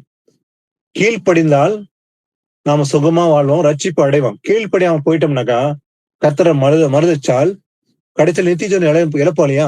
இதை ரெண்டுமே சூஸ் பண்றது நம்ம கையில தான். கர்த்தர் வந்து நம்ம வந்து அதாவது எப்படி படிச்சிருக்காரு, தன்னிச்சையா முடிவு எடுக்க முடியுதான். நமக்கு எல்லாமே வந்து அந்த அறிவின் ஞானத்தை கொடுத்துக்கிறார். அப்ப நம்ம தான் முடிவு எடுக்கணும். நம்ம ஆசீர்வாதத்தை பெற்றுக்கொள்ளணுமா இல்ல சாபத்தை பெற்றுக்கொள்ளணும், நம்ம தான் முடிவு எடுக்க போறோம். கீழ்ப்படிந்தாலும் ஆசீர்வாதம், கீழ்ப்படியாவிட்டால் என்ன கிடைக்கும்? சாபம் என்று அன்னைக்கு சொல்றது போல என்னைக்குமே சொல்றாரு. வாசிக்கலாம், உபாகம் 28 1-2 வாசிக்கலாம். இன்று நான் உனக்கு விதிக்கிற உன் தேவனாகிய கர்த்தருடைய கட்டளைகளின் படியெல்லாம் செய்ய நீ கவனமாய் இருக்கும்படிக்கு அவர் சத்தத்திற்கு உண்மையாய் செவி கொடுப்பாயானால் உன் தேவனாகிய கர்த்தர் பூமியில் உள்ள சகல ஜாதிகளிலும் உன்னை மேன்மையாக வைப்பார். நீ உன் தேவனாகிய கர்த்தரின் சத்தத்துக்கு செவி கொடுக்கும் போது இப்பொழுது சொல்லப்படும் ஆசீர்வாதங்கள் எல்லாம் உன்மேல் வந்து உனக்கு பலிக்கும். ஆமென். ஆமென். இந்த அதிகாரத்துல ரெண்டுமே வந்து வச்சிருக்காரு. பாத்தீங்கன்னா ஆசீர்வாதம், சாபம் சொல்லி முதல்ல 15 வசனம் வாசித்து பாத்தீங்கன்னா ஆசீர்வாதத்தை பத்தி சொல்லியிருப்பாரு. கீழ்ப்படிதான் இதெல்லாம் வந்து உனக்கு இப்படிப்பட்ட ஆசீர்வாதம் உண்டுன்னு சொல்லி எழுதிருப்பாரு. ஆனா கீழ்ப்படியாம போயிட்டாக்கா 2வது செட்ல வர சாபம் எல்லாம் வரும்னு சொல்லி ஆண்டவரே வச்சிருக்காரு. ஆனா சொல்றாரு, இன்று நான் உனக்கு விதிக்கிற உன் தேவனாகிய கர்த்தருடைய கட்டளையின்படி எல்லாம் நீ செய்ய நீ கவனமா இருக்கும்படிக்கு. அப்ப அந்த கற்பனை கை கொள்வதற்கு நீ ரொம்ப ரொம்ப கவனமா இருக்குன்னு சொல்லி ஆண்டு சொல்ல அன்னைக்கு. அவர் சத்தத்துக்கு உண்மையா செவி கொடுப்பாய். ஆனால் அப்ப எப்படி வந்து செவி கொடுக்கணுமா? உண்மையா செவி கொடுத்தா உன் தேவனே கர்த்தர் பூமியில சகல ஜாதியிலும் உன்னை எப்படி இருப்பாரு? மேன்மையா இருப்பார் இல்லைங்களா? எல்லா ஜாதிகளோட உன்னை மேன்மையா இருப்பார் சொல்லி ஆண்டு சொல்றாரு. ஒரு பெரிய கிரேஸ் அது. ஆனா உன் தேவனா கர்த்தர் சத்தத்துக்கு செவி கொடுக்கும் போது இப்போது சொல்லப்படும் ஆசீர்வாதம் உன்மேல் வரும். அதான் ஒரு பெரிய லிஸ்ட் பாத்தீங்கன்னா படிச்சு பாருங்க. எல்லாம் அதுல சொல்லப்பட்ட ஆசீர்வாதம் எல்லாமே ஆண்டவர் வந்து சொல்ல பொய் கிடையாது. கீழ்ப்படிதான் எல்லா ஆசீர்வாதம். நமக்கு வந்து ஆசீர்வாதம் என்பது இந்த பூமியில இன்னைக்கு கூட அவ்வளவுதான். இன்னைக்கு சில பேர் என்ன பண்றாங்க, வெறும் ஆசீர்வாதம் மட்டுமே பேசுவாங்க. ஆனா பாவத்தை குறித்து கண்டிச்சு பேசவே மாட்டாங்க சபைகள்ல. வெறும் காணிக்கை போடுப்பா, தசமா கொடுப்பா, பிறகு உனக்கு ஆசீர்வாதம் வரும், இது மட்டும் தான் சொல்லுவாங்க. அப்போ வேதத்துல எங்கேயுமே அவர் சொல்லப்படவே இல்லை. பணத்தை வந்து பெட்டியில போட்டா ஆசீர்வாதம் வரும் அப்படின்ற கான்செப்டே கிடையாது பைபிள்ல. இதெல்லாம் பொய் உபதேசம். இன்னைக்கு நீ கொண்டு வந்து மாசம் வந்து 10ல் 1 போட்டினாக்க உன் ஆசீர்வாதம் வந்துடும். பாவத்தை எல்லாத்தையும் செஞ்சுட்டு காணிக்கப்பட்டில வந்து காணிக்க போட்டா ஆசீர்வாதம் வருமா வராதா? வசனம் எங்குமே இல்லை இல்லையா? ஆனா இன்னைக்கு இதுதான் உபதேசம் பண்றாங்க. பாவத்தை குறித்து கண்டித்து உணர்த்தி பேசவே மாட்டாங்க. அப்போ எது முக்கியமா இருக்குது? காணிக்கை, தசபாகம் இதெல்லாம் கிடையாது. கீழ்ப்படிதான் தேவனை விரும்புறாரு இல்லையா? அப்ப கீழ்ப்படி நடந்தா, செவி கொடுத்து உத்தமனா நடந்தனா ஆசீர்வாதம் வரும்னு சொல்லி எல்லாமே இருக்குது. நமக்கு என்னென்ன வேணும், இந்த பூமியில தேவைகள் என்ன என்று தேவனுக்கு தெரியும். அது எல்லாமே ஆண்டவர் அந்த கொடுப்பாரு. அதெல்லாம் ஆசீர்வாதம் இருக்குது. ஆவிக்கு ஒரு ஆசீர்வாதம் உண்டு, அதே போல நமக்கு பூமியிலுக்குரிய ஆசீர்வாதம் ஆண்டவர் கொடுக்குறாரு. ரெண்டுமே கொடுக்குறாரு. யோபு பாருங்க, யோபு எப்படி இருந்தான்? யோபு சாட்சி பெற்றிருந்தான் இல்லையா? உத்தமனும் சன்மார்க்கும் நடந்து கொண்டான். யோபுக்கு இருந்த ஐஸ்வர்யம் இன்னைக்கு யாருக்குமே இருக்காது. இன்னைக்கு வந்து இருக்கிற பெரிய பெரிய ஐஸ்வர்யம் தன்னை ஐஸ்வர்யம் சொல்லிக்கிறாங்க. நான் தான் உலகத்துல ரிச் சொல்லிக்கிறாங்க. அதெல்லாம் ஒண்ணுமே கிடையாது. யோபுவோட இன்னைக்கு இருக்கிற ரிச்னஸ் ஒண்ணுமே இல்லை. சாலமனை காட்டில இன்னைக்கு யாரும் ரிச்சா இருக்க முடியுமா? கண்டிப்பே கிடையாது. ஆனா சாலமனுக்கு ஆண்டவர் ஆசீர்வாதம் கொடுத்தாரு, ஐஸ்வர்யம் கொடுத்தாரு, அதே போல ஞானத்தை கொடுத்தாரு இல்லையா? ஆவிக்குரிய ஆசீர்வாதம் கொடுத்தாரு. ரெண்டுமே கொடுத்தாரு ஆண்டவர். அப்ப கர்த்தரோட சொல்லுக்கு கீழ்ப்படிந்தால் ரெண்டுமே கர்த்தர் கொடுப்பாரு. அதை கேட்க வேண்டிய அவசியமே இல்லை. கர்த்தரே ஆண்டவர் ஆட்டோமேட்டிக்கா கொடுப்பாரு. அப்ப ஆசீர்வாதம் ஆட்டோமேட்டிக்கா கீழ்ப்படிந்தால் கிடைக்கும்னு சொல்லி பாக்குறாங்க. வாசிகளை அடுத்தது ரோமர் 2ஆம் அதிகாரத்துல 6-8. தேவன் அவனுடைய கிரியைகளுக்கு தக்கதாய் அவனுக்கு பலன் அளிப்பார். சோர்ந்து போகாமல் நற்கிரியைகளை செய்து மகிமையையும் கனத்தையும் அழியாமையும் தேடுகிறவர்களுக்கு நித்திய ஜீவனை அளிப்பார். சண்டைக்காரராய் இருந்து சத்தியத்திற்கு கீழ்ப்படியாமல் அநியாயத்திற்கு கீழ்ப்படிந்திருக்கிறவர்களுக்கோ உக்கிர கோபாக்கனை வரும். ஆமென். ஆமென். பாருங்க, தேவன் அவனவனுடைய கிரியைகளுக்கு தக்கதாய் அவனவனுக்கு பலன் அளிப்பார். கண்டிப்பா உண்டு. இயேசு கிறிஸ்து வரும்போது நம்ம இன்னைக்கு என்னென்ன கிரிகள் செய்தோமோ அதுக்கு தக்க பலனை ஆண்டவர் கொடுப்பார். நன்மை செய்தால் அதற்கேற்ற பலன் அடைவோம், தீமை செய்தால் அதற்கேற்ற பலனும் உண்டு. அப்ப சோர்ந்து போகாம என்ன செய்யணுமா? நற்கிரியை செய்ய வேண்டும். இந்த நற்காரியங்களை செய்வதுதான் வந்து தேவன் விரும்புறார். மகிமையும் கனத்தையும் அழியாமை தேடுவதற்கு என்ன உண்டு? நித்திய ஜீவன் உண்டு சொல்லி வாக்கு கொடுக்கிறார். கேரண்டி இல்லையா? அப்ப சண்டைக்காரா இருந்து சத்தியத்துக்கு கீழ்ப்படியாம அப்ப நம்ம சண்டைக்காரனா இருந்து சத்தியத்தை கீழ்ப்படியா விட்டால் அநியாயத்துக்கு கீழ்ப்படிந்து இருக்கிறவர்களுக்கோ என்ன வருமா? உக்கிர கோபாக்கனை வரும்.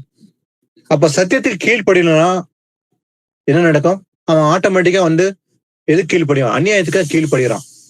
அப்ப சத்தியம் சொல்லும் போது கீழ்ப்படினாக்கா அவன் அநியாயத்துக்கு கீழ்ப்படுகிறான். அப்ப அநியாயத்துக்கு கீழ்ப்படிந்தா என்ன நடக்குமா? கர்த்தர் சொல்ல உக்கிர கோபாக்கனே வரும். இயேசு கிறிஸ்து வரும்போது அதுதான் வந்து அவனுக்கு கிரியைகளுக்கு தக்கதா பலன் அளிப்பார். அப்ப சத்தியத்துக்கு கீழ்ப்படிந்தா அதுக்கேற்ற பலன் உண்டு, நித்திய ஜீவன். அப்ப அநியாயத்துக்கு கீழ்ப்படிந்தால் என்ன வருமா? உக்கிர கோபாக்கனே உண்டு. அவன் கீழ்ப்படியில் எது உண்டோ அதுக்கு தக்க பலன் உண்டுன்னு சொல்லி பாக்குறோம். ரோமர் 6ஆம் அதிகாரம் 10-14. அவர் மரித்தது பாவத்திற்கென்று ஒரே தரம் மரித்தார். அவர் பிழைத்திருக்கிறது தேவனுக்கென்று பிழைத்திருக்கிறார். அப்படியே நீங்களும் உங்களை பாவத்திற்கு மரித்தவர்களாகவும் நம்முடைய கர்த்தராகிய இயேசு கிறிஸ்துவுக்குள் தேவனுக்கென்று பிழைத்திருக்கிறவர்களாகவும் எண்ணிக்கொள்ளுங்கள். ஆகையால் நீங்கள் சரீர இச்சைகளின்படி பாவத்திற்கு கீழ்ப்படியத்தக்கதாக சாவுக்கு ஏதுவான உங்கள் சரீரத்தில் பாவம் ஆளாதிருப்பதாக. நீங்கள் உங்கள் அவயங்களை அநீதியின் ஆயுதங்களாக பாவத்திற்கு ஒப்பு கொடாமல் உங்களை மருத்துவரிலிருந்து பிழைத்திருக்கிறவர்களாக தேவனுக்கு ஒப்பு கொடுத்து உங்கள் அவயங்களை நீதிக்குரிய ஆயுதங்களாக தேவனுக்கு ஒப்பு கொடுங்கள். நீங்கள் நியாயப்பிரமாணத்திற்கு கீழ்ப்பட்டிராமல் கிருபைக்கு கீழ்ப்பட்டு இருக்கிறபடியால் பாவம் உங்களை மேற்கொள்ள மாட்டாது. ஆமீன். ஆமீன். பாருங்க, நீங்கள் உங்களை பாவத்துக்கு மரித்தவர், அதாவது பாருங்க, அவர் மரித்தது பாவத்துக்கென்று ஒரே தரம் மரித்தார் இல்லைங்களா? இயேசு கிறிஸ்து மனுஷகுமார் இந்த பூமியில வந்து வெளிப்பட்டார். அவர் ஒரே தரம் தான் நமக்காக, நம்முடைய பாவங்களுக்காக அவர் மரித்தார். மறுபடியும் வரும்போது அவர் நமக்காக மரிக்க போவதில்லை. மறுபடியும் வரும்போது அவர் நியாயத்திற்கு கொடுக்கும்படி, அதே போல ரட்சிப்பு வரப்போறார்.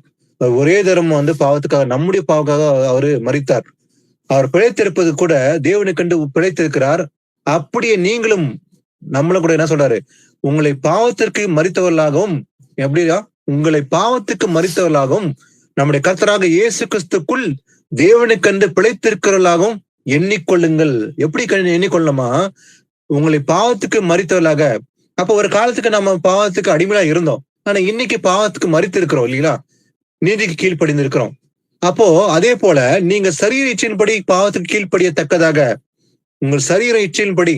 அப்ப பாவத்துக்கு எப்படி கீழ்ப்படியும்? ஒருத்தன் மாம்ச தொண்டர் இச்சையின்படி நடப்பான் இல்லையா? கீழ்ப்படிந்து இருப்பான். கீழ்ப்படியத்தக்கதாக சாவுக்கேதுவான உங்க சரீரத்தை என்ன பண்ணுமா? பாவம் ஆளாது இருப்பதாக. அப்ப நம்ம இந்த சரீரம் என்பது இது மண்ணுக்கு தான் திரும்பும் சொல்லி ஆண்டவர் சொல்றாரு இல்லையா? இந்த சரீரம் என்பது மண்ணுக்கு திரும்பும். ஆனா இந்த ஆத்மா தான் மிக அவசியமா முக்கியமானது. இந்த ஆத்மா தான் ரட்சிப்பு அடையணும். அப்போ இந்த சாவுக்கேதுமான உங்க சரீரம் என்ன பண்ணுமா? பாவம் ஆளக்கூடாது. இந்த பாவம் ஒண்ணு சரீரத்தை ஆண்டு கொண்டால் நம்முடைய ஆத்மாவிலையும் வந்து கரைப்படுத்திக் கொள்ள முடியும். அதான் நம்ம சரீர இச்சைப்படி நடக்கக்கூடாது. கீழ்ப்படியத்தக்கதாக சாவுக்கு ஏதோ சரீரத்தை என்ன பண்ணுமா? பாவம் ஆளக்கூடாதுன்னு சொல்லி ஆண்டவர் சொல்றாரு. வாசிக்கலாம். அடுத்தது கலாத்தியர் 3ஆம் அதிகாரம் 1-4.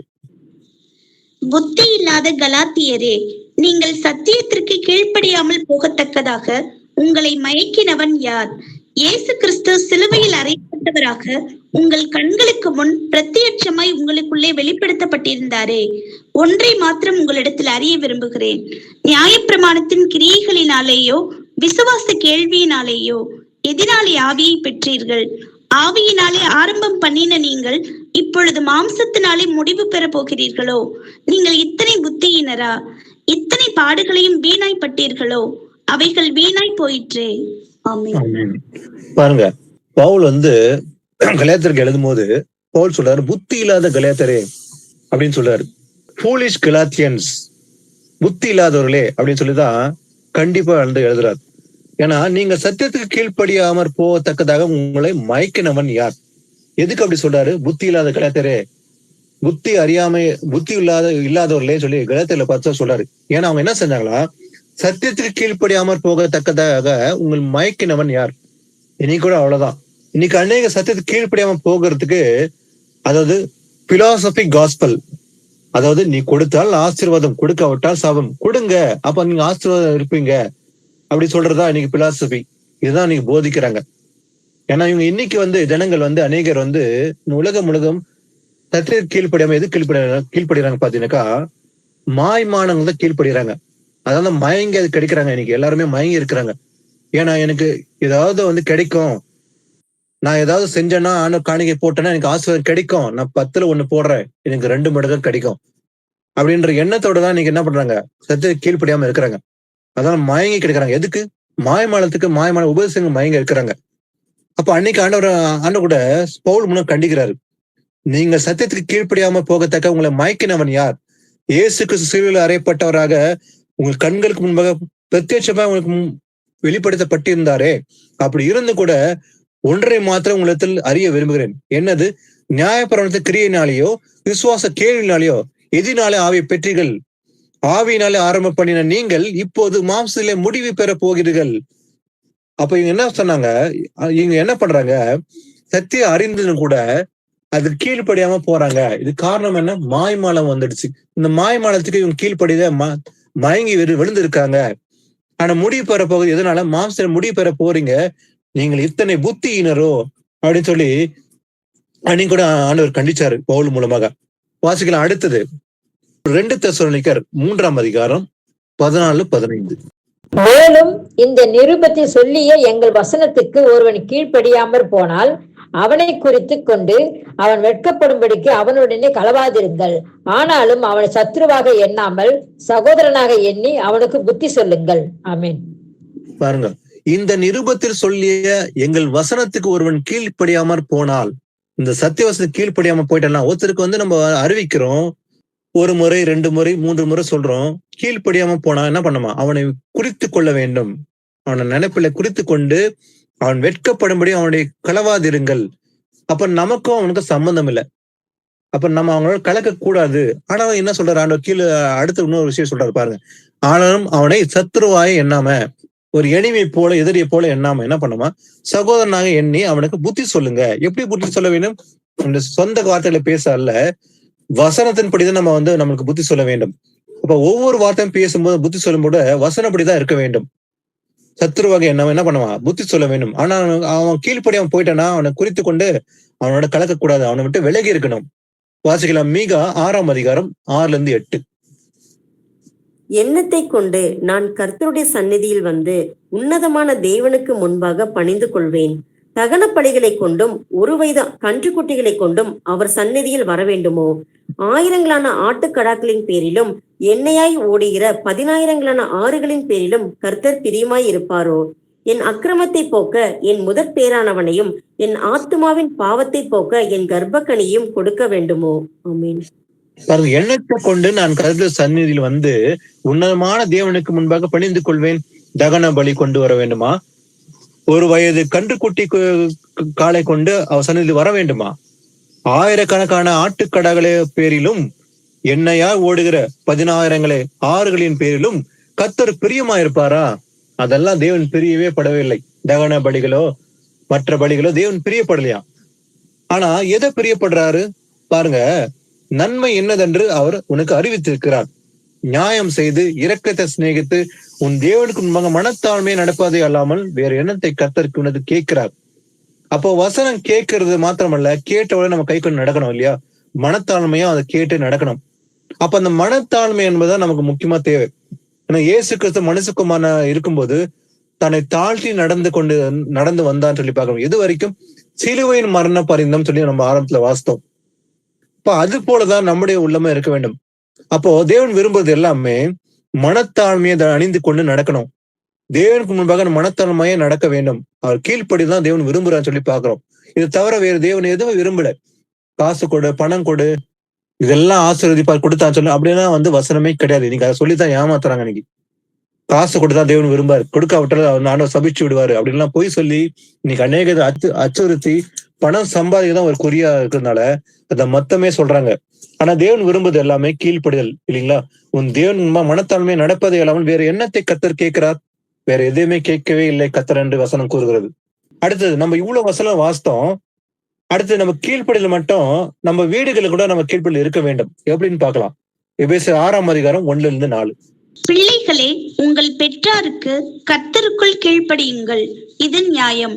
உனக்கு நன்மை உண்டாயிருப்பதற்கும் பூமியிலே உன் வாழ்நாள் நீடித்திருப்பதற்கும் உன் தகப்பனையும் உன் தாயையும் கனம் பண்ணுவாயாக என்பதே வாக்குத்தத்தம் உள்ள முதலாம் கற்பனையாய் இருக்கிறது. பிதாக்களே, நீங்களும் உங்கள் பிள்ளைகளை கோபப்படுத்தாமல் கர்த்தருக்கேற்ற சிக்ஷையிலும் போதனையிலும் அவர்களை வளர்ப்பீர்களாக. ஆமென். ஆமென். வாக்குத்தத்தம் உள்ள முதலாம் கற்பனை ஆண்டவர் சொல்றாரு. எது முதலாம் கற்பனையா பிள்ளைகளுக்கு சொல்றாரு ஆண்டவர்? உங்கள் பெற்றோர் கர்த்தருக்குள் கீழ்ப்படிங்கள், இது நியாயம். அப்போ பிள்ளைகள் முதல்ல கீழ்ப்படிய வேண்டியது பெற்றோர்களுக்கு. அப்பா அம்மா சொல்ற வார்த்தைகள் தவறாம கீழ்ப்படிதான் தேவன் விரும்புறார். ஏன்னா உனக்கு நன்மை உண்டாயிருப்பதற்கும் பூமியிலே உன் வாழ்நாள் நீடித்திருப்பதற்கும் என்ன பண்ணுவான்? உன் தாயும் தகப்பனையும் என்ன பண்ணுவான்? கனம் பண்ணவாயாக என்பதே வாக்குத்தத்தம் உள்ள முதலாம் கற்பனை. அப்போ தகப்பனையும் தாயும் கனம் பண்ணணும் தேவன் விரும்புறார் இல்லையா? இதுதான் முதலாம் பிரதான கற்பனையா இருக்குதான். அப்போ இது கற்பனை என்பதனால் கட்டாயமாக பிள்ளைகள் கீழ்ப்படிந்தே இருக்க வேண்டும். இது பிள்ளைகளுக்கு கொடுக்கிற கீழ்ப்படிதல். இது கர்த்தருக்கு முன்பாக கீழ்ப்படிய வேண்டும். எப்படி கீழ்ப்படிய வேண்டும்? கர்த்தருக்குள் கீழ்ப்படிந்து நடங்கள் என்று சொல்வது. அதே போல பிதாக்களே, நீங்களும் உங்கள் பிள்ளைகளை கோபப்படுத்தாமல், பிள்ளைகளை கோபப்படுத்தும்படி சில பேர் கோபம் அடைஞ்சு அவனை கண்டிப்பாங்க, ரொம்ப அடிச்சு அவங்களை எப்படியாவது காயப்படுத்தி எப்படியாவது கீழ்ப்படிய பண்ணு சொல்லி விரும்புறாங்க. அது ஒருபோது செய்யக்கூடாது. Punish your children with rod அப்படின்னாக்கா, ராட்னு சொல்லி சில பேர் நினைப்பாங்க ஒரு இரும்பு தடி எடுத்து அடிக்கணும்னு சொல்லி நினைக்கிறாங்க. கண்டிப்பா கிடையாது. வசனத்தை வைத்துதான் பிள்ளைகளை கண்டிக்க வேண்டும், சிச்சிக்க வேண்டும். எப்படி பிள்ளைகளை சிச்சிக்க வேண்டும்? வசன நிமித்தமாக தான், கர்த்தருடைய வார்த்தை கொண்டுதான் பிள்ளைகளை சிச்சிக்க வேண்டும். ஒருபோதும் ராடுன்னு சொல்லுவதனால சில பேர் நினைச்சு என்ன பண்றாங்க? ராடை எடுத்து அடிப்பாங்க. அது ஒருபோதும் செய்யக்கூடாது. பிள்ளைகளை எப்படி கண்டிக்க வேண்டும்? தப்பு செய்யும் போது வசனம் சொல்லிதான் கண்டிக்க வேண்டும். ஆனா அது போல கோபத்தோட கண்டிக்க கூடாது. சில பேர் கோபம் எரிச்சல் அடைஞ்சு ஒரு கோபத்தோட மூர்க்கோட பிள்ளைகளை அடிப்பாங்க. அது ஒருபோதும் செய்யக்கூடாது. ஏன்னா பிள்ளைகள் கர்த்தரால் வரும் சுதந்திரம் என்று பார்க்கிறோம். அப்போ நீங்களும் உங்கள் பிள்ளைகளை கோபப்படுத்தாம கர்த்தர் கேட்ட சிக்ஷையிலும் போதனையிலும் அவர்களை வளர்க்க வேண்டும். எப்படி வளர்க்கணுமா? கர்த்தர் கேட்ட சிக்ஷை. இப்போ ஒவ்வொரு வார்த்தையும் பிள்ளைகளுக்கு கற்றுக் கொடுத்து வசனம் இப்படி சொல்லுகிறது, இது போல நடக்க வேண்டும், இது தவறு, செய்யக்கூடாது, அப்படிதான் நாம நடத்த வேண்டும் என்று கர்த்தர் கற்பிக்கிற கட்டளையா இருக்குது. இது வாசிக்கல 1 பேதுரு 3ஆம் அதிகாரத்துல பெண்களுக்கு சொல்லுகிற வார்த்தை என்ன? 1 பேதுரு 3:4-6. அழியாத அலங்கரிப்பாய் இருக்கிற சாந்தமும் அமைதியுள்ள ஆவியாகிய இருதயத்தில் மறைந்திருக்கிற குணமே உங்களுக்கு அலங்காரமாய் இருக்க கடவது. அதுவே தேவனுடைய பார்வையில் விலையேற பெற்றது. இப்படியே பூர்வத்தில் தேவனிடத்தில் நம்பிக்கையாய் இருந்த பரிசுத்த ஸ்திரீகளும் தங்களுடைய புருஷர்களுக்கு கீழ்ப்படிந்து தங்களை அலங்கரித்தார்கள். அந்தபடியே சாராள் ஆபிரகாமை ஆண்டவன் என்று சொல்லி அவனுக்கு கீழ்ப்படிந்திருந்தாள். நீங்கள் நன்மை செய்து ஒரு ஆபத்துக்கும் பயப்படாதிருந்தீர்கள், ஆனால் அவளுக்கு பிள்ளைகளாய் இருப்பீர்கள். ஆமென். ஆமென். பாருங்க, அழியாத அலங்காரமா இருக்கிற சாந்தமும். எது அழியாத அலங்காரம்? வெளியில நம்ம போடுற மேக்கம் எல்லாம் ஒரு நாள் அழிஞ்சிரும், தண்ணி பட்டால இல்லையா? வெளி தோற்றத்தை ஆண்டவர் விரும்பல. ஆனா எது அழியாத எப்போதுமே நித்தியமா இருக்க போதான்? சாந்த குணம், அமைதியுள்ள ஆவி ஆக இருத்தில் மறைந்திருக்கிற குணம். இது இது வெளியே தெரியாது, ஆனா உள்ள மறைந்திருக்கும். சாந்தம், அமைதி, இந்த தாழ்மை, கீழ்ப்படுதல் எல்லாமே இது மறைந்திருக்கிற குணம் எங்க இருக்குதா? இருத்தில் மறைந்திருக்குமா. உனக்கு அலங்காரமா இருக்க கடவுள். இதுதான் அலங்காரமா இருக்க வேண்டும் சொல்லி தேவன் விரும்புறார். இதுவே தேவனுடைய பார்வையில் எப்படி இருக்குமா? வெளியேற பெற்றது. மனுஷனுடைய பார்வையில மனுஷன் விரும்புவதெல்லாம் வெளி தோற்றம். ஆனா தேவன் முகத்தை பார்ப்பதல்ல, தேவன் உள்ளத்தை பார்க்கிறார் இல்லையா? அப்ப இப்படிப்பட்ட அலங்காரம் தான் இருக்க வேண்டும். இப்படியே பூர்வத்தில் எப்படி இருந்தாங்க? தேவனிடத்தில் நம்பிக்கையா இருந்த பரிசுத்த ஸ்திரீ தங்களுடைய புருஷர்களுக்கு கீழ்ப்படிந்து தங்களை அலங்கரித்தார்கள். அப்போ கணவனுக்கு கீழ்ப்படியும் தேவன் கடலை கொடுத்தாரு. பூர்வத்தில் சாரால் கூட ஆபிரகாமுக்கு கீழ்ப்படி நடந்து வந்தாங்க இல்லைங்களா? அந்தபடியே சாரால் ஆபிரகாமை ஆண்டவன் என்று சொல்லி, பாருங்க எப்படி கீழ்ப்படி நடந்தாங்க. சாரால் ஆபிரகாமை பார்த்து ஆண்டவன் என்று சொல்லி அவன் கீழ்ப்படி நடந்திருந்தால், நீங்கள் நன்மை செய்து ஒரு ஆபத்துக்கும் பயப்படாதீர்கள், அவருக்கு பிள்ளையா இருப்பீர்கள். அப்ப நாம கூட இன்னைக்கு சாரால் பிள்ளைகள், சாரால் மகளா இருக்க வேண்டும் என்றால் நமக்கு அப்படிப்பட்ட கீழ்ப்படி இருக்க வேண்டும். அப்ப எது இருக்க வேண்டும்? அழியாத அலங்காரம். உள்ளத்தில் மறைந்திருக்கிற பொக்கிஷம் எது? அமைதல், சாந்தம். அதே போல ஆபிரகாமுக்கு எப்படி சாரால் கீழ்ப்படி நடந்து கொண்டாங்களோ அதே போலதான் கீழ்ப்படி இருக்க வேண்டும். இதுதான் அழியாத அலங்காரம் சொல்லி பாக்குறோம். வாசிக்கலாம். ரோமர் 1ஆம் அதிகாரம் 5-7 வாசிக்கலாம். மாம்சத்தின்படி தாவீதின் சந்ததியில் பிறந்தவரும் பரிசுத்தமுள்ள ஆவியின்படி தேவனுடைய சுதன் என்று மரித்தோரிலிருந்து உயிர்த்தெழுந்ததினாலே பலமாய் ரூபிக்கப்பட்ட தேவகுமாரனுமாய் இருக்கிறார். அவர் சகல ஜாதிகளையும் அவர்களுக்குள் இயேசு கிறிஸ்துவினால் அழைக்கப்பட்டவர்களாகிய உங்களையும் தமது நாமத்தின் நிமித்தம் விசுவாசத்துக்கு கீழ்ப்படிய பண்ணும் பொருட்டு எங்களுக்கு கிருபையையும் அப்போஸ்தல ஊழியத்தையும் அருளி செய்திருக்கிறார். ஆமென். பாருங்க, எங்களுக்கு கிருபை அளித்திருக்கான்னு சொல்லி பவுல் சொல்றாரு. எப்படி? அப்போஸ்தல ஊழியத்தை அளித்திருக்கிறாராம்.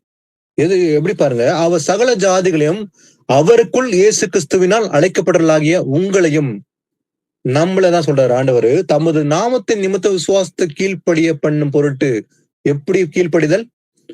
தமது நாமத்தின் நிமித்தம் விசுவாசத்தை கீழ்ப்படியும் பண்ணும் பொருட்டு தான் எங்களுக்கு கிருபையும் அப்போஸ்தல ஊழியத்தையும் அருள செய்தார். அப்போ நாம கூட இயேசு கிறிஸ்து நாமத்துக்குள்ள கீழ்ப்படுகிறோம் இல்லையா? அப்ப கீழ்ப்படல் என்பது இன்னைக்கு இயேசு கிறிஸ்து நாமத்துக்குள்ளதான் நம்ம கீழ்ப்படி இருக்குது. வாசிக்கலாம். அடுத்தது ரோமர் 15:17-18 வாசிக்கலாம். ஆதலால் நான் தேவனுக்கு உரியவைகளை குறித்து இயேசு கிறிஸ்துவை கொண்டு மேன்மை பாராட்ட எனக்கு இடம் உண்டு. புறஜாதியாரை வார்த்தையினாலும் செய்கையினாலும் கீழ்ப்படிய பண்ணும்படிக்கு அற்புத அடையாளங்களின் பலத்தினாலும் தேவ ஆவியின் பலத்தினாலும் கிறிஸ்துவானவர் என்னை கொண்டு நடப்பித்தவைகளை சொல்வது அல்லாமல் வேறொன்றையும் சொல்ல நான் துணிவதில்லை. ஆமென். பாருங்க, பவுல் சொல்றாரு, ஆதலால் நான் தேவனுக்குரியவர்களை குறித்து இயேசு கிறிஸ்துவை கொண்டு மேன்மை பாராட்ட எனக்கு இடம் உண்டு. எப்படிப்பட்ட மேன்மை பாராட்ட எனக்கு இடம் இருக்குன்னு பவுல் சொல்றாரு. இயேசு கிறிஸ்துவை கொண்டு, தேவனுக்குரியவர்களை குறித்து இயேசு கிறிஸ்துவை கொண்டு மேன்மை பாராட்ட எனக்கு இடம் உண்டு. எப்படின்னு பாத்தீங்கன்னா, புறஜாதியார் வார்த்தையினாலும் செய்கையினாலும் கீழ்ப்படியும் பண்ணும்படிக்கு. அப்போ புறஜாதி ஜனங்களை வார்த்தையினால செய்கையினாலும் கீழ்ப்படியும் பண்ணும்படிக்கு அற்புத அடையாளங்களினால் பலத்தினாலும் தேவ ஆவியின் பலத்தினாலும் கிறிஸ்துவான என்னை கொண்டு நடப்பித்தவர்களை சொல்வது அல்லாமல் வேறு ஒன்றையும் சொல்ல நான் துணிவதில்லை. அப்ப பவுல் விரும்புற அந்த காரியம் என்ன? அதாவது தேவனுக்குரியவர்களை குறித்து இயேசு கிறிஸ்துக்குள்ள மேம்பட்ட நான் இடம் என்று நான் பண்ணுவேன்னு சொல்றாரு. பவுல் சொல்றாரு. எது குறித்து? புறஜாதியார் வார்த்தையினாலும் செய்கையினாலும் கீழ்ப்படியும் படிக்கு. வாசிக்கலாம். 2 கொரிந்தியர் 10:4-5 வாசிக்கலாம். இன்னும் 2-3 வசனம். எங்களுடைய போராயுதங்கள் மாம்சத்துக்கு ஏற்றவர்களாய் இராமல் அரண்களை நிர்மூலமாக்குவதற்கு தேவ பலமுள்ளவர்களாய் இருக்கிறது. அவைகளால் நாங்கள் தர்க்கங்களையும் தேவனை அறிகிற அறிவுக்கு விரோதமாய் எழும்புகிற எல்லா மேட்டிமையையும் நிர்மூலமாக்கி எந்த எண்ணத்தையும் கிறிஸ்துவுக்குள் கீழ்ப்படியை செயல்படுத்துகிறவர்களாய் இருக்கிறோம். ஆமென்.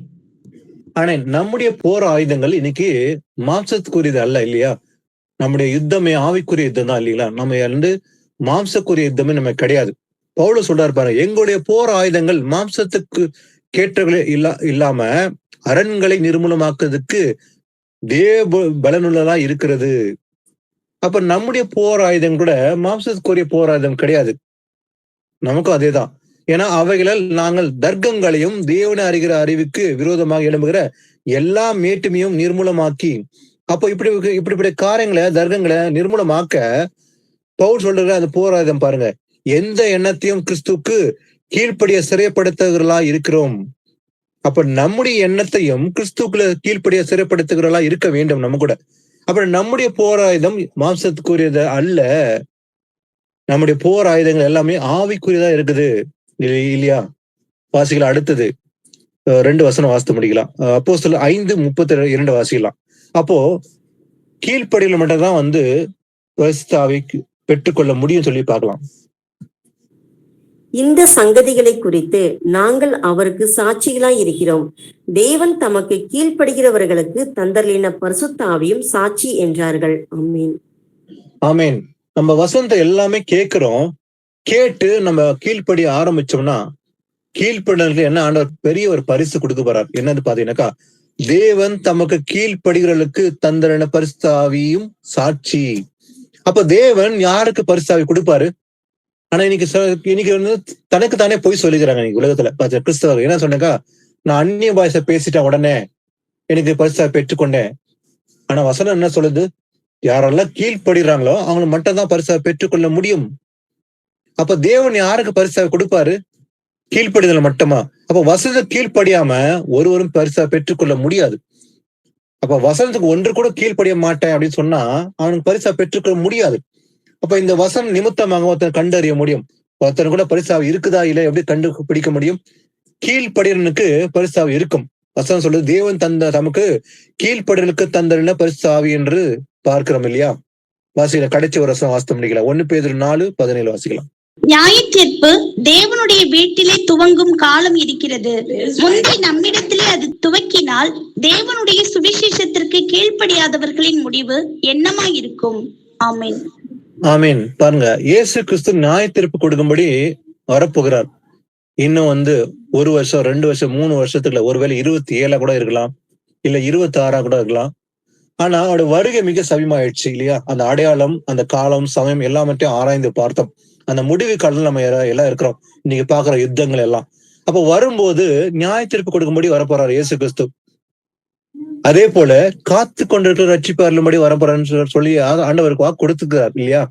அப்ப யாரெல்லாம் கை கொண்டு நடந்து கீழ்ப்படிந்து கடைசி வரைக்கும் நிற்கிறாங்களோ அவங்க ரட்சிப்பு உண்டு. கீழ்ப்படியாதற்கு நியாய தீர்ப்பு உண்டு. அப்ப நியாய தீர்ப்பு தேவடத்தில் வீட்டிலே துவங்கும் காலமா இருக்குதுன்னு சொல்லி ஆண்டவர் சொல்றாரு இல்லையா? அந்த காலம் வந்துடுச்சு, துவங்கி விட்டது. அப்போ முந்தி நம்மிடத்தில் அது துவங்கினால் தேவடைய சுவிசேஷத்துக்கு கீழ்ப்படியாதவர்கள் முடிவு என்னவா இருக்கும்? இல்ல, கீழ்ப்படியவர்களே கீழ்ப்படியாம போயிட்டாங்களா? வசனத்தை அறிஞ்சும் கீழ்ப்படியாம போயிட்டாங்கனாக்கா, ஆனா கீழ்ப்படியாத நிலைமை எப்படி இருக்கும்னு ஆண்டவர் சொல்றாரு. அப்ப இன்னைக்கு நம்முடைய கீழ்ப்படிதல் எப்படி இருக்க வேண்டும்? நீங்க ஆரம்பத்துல வாசித்தபடியே பிலிப்புல வாசித்தீங்களா? இயேசு கிறிஸ்துடைய கீழ்ப்படிதல் எப்படி இருந்தது இல்லைங்களா?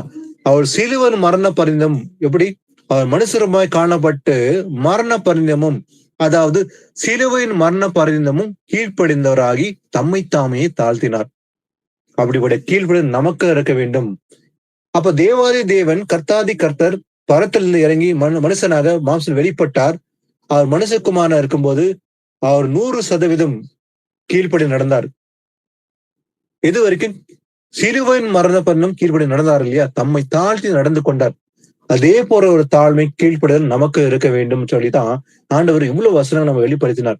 அப்ப தேவன் விரும்புறதெல்லாம் பலி காணிக்கை அல்ல, கீழ்ப்படிதல் ஒண்ணுதான். அது அன்று மாத்திரமல்ல, என்னைக்குமே தேவன் விரும்புற காரியம் ஒண்ணுதான், கீழ்ப்படிதல்.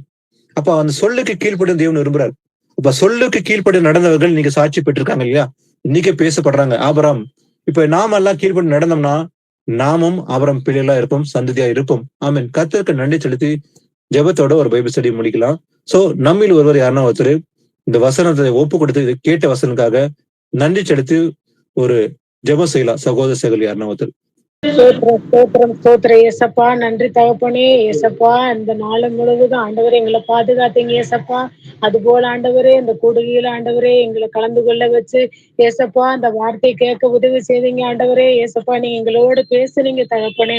ஆண்டவரே, உங்களுடைய வார்த்தைக்கு நாங்க கீழ்ப்படிஞ்சு நடக்கவும் ஆண்டவரே அதை கை கொண்டு நடக்கணும் ஏசப்பா. உங்களுடைய சத்தத்துக்கு செவி கொடுக்கிற பிள்ளைகளாக நாங்க வாழணும் ஏசப்பா. ஆண்டவரே, இந்த கூடுகையில இருக்க ஒவ்வொரு பிள்ளைகளையும் பேர் பேராக தொட்டு ஆசீர்வதிங்க ஏசப்பா. ஆண்டவரே, கேட்ட வார்த்தையை விட்டு விடாத படிக்கு ஆண்டவரே, உங்களுடைய வார்த்தையின்படி நடக்கிற பிள்ளைகளாக ஒவ்வொருத்தரையும் பரிசுத்தப்படுத்துங்க, தகுதிப்படுத்துங்க ஆண்டவரே. நீங்க அப்படியே செய்ய போற கிருபைக்காக நன்றி ஏசப்பா. நீங்க சொல்லியிருக்கீங்க ஆண்டவரே, என் ஆடுகளின் சத்தத்துக்கு செவி கொடுக்கும் நீங்க சொல்லியிருக்கீங்க ஏசப்பா. ஆண்டவரே, நாங்க உங்களுடைய ஆடுகளா இருக்கிறதுக்காக கொடான ஒரு ஸ்தோத்திரம் ஏசப்பா. நீங்க எங்களை முன்குறிச்சதுக்காக கொடான ஒரு ஸ்தோத்திரம் ஏசப்பா. ஆண்டவரே, இன்னும் மட்டும் பாதுகாத்த தேவன் இனிமேல் எங்களை பரிசுத்தப்படுத்தி தகுதிப்படுத்தி உங்களுடைய வருகையில நாங்க கரைதிரையற்ற பிள்ளைகளாக இருக்க ஆண்டவரே, கேட்ட வசனத்தின்படி நாங்க கை கொண்டு வாழ எங்களுக்கு கற்றுக் கொடுங்க. கர்த்தராகிய இயேசு கிறிஸ்துவின் நாமத்தில் கேட்கிறேன் என் ஜீவனுள்ள நல்ல தகப்பனே. Amen. Amen. Amen. Praise the lord brothers sister. Thank you brothers sisters.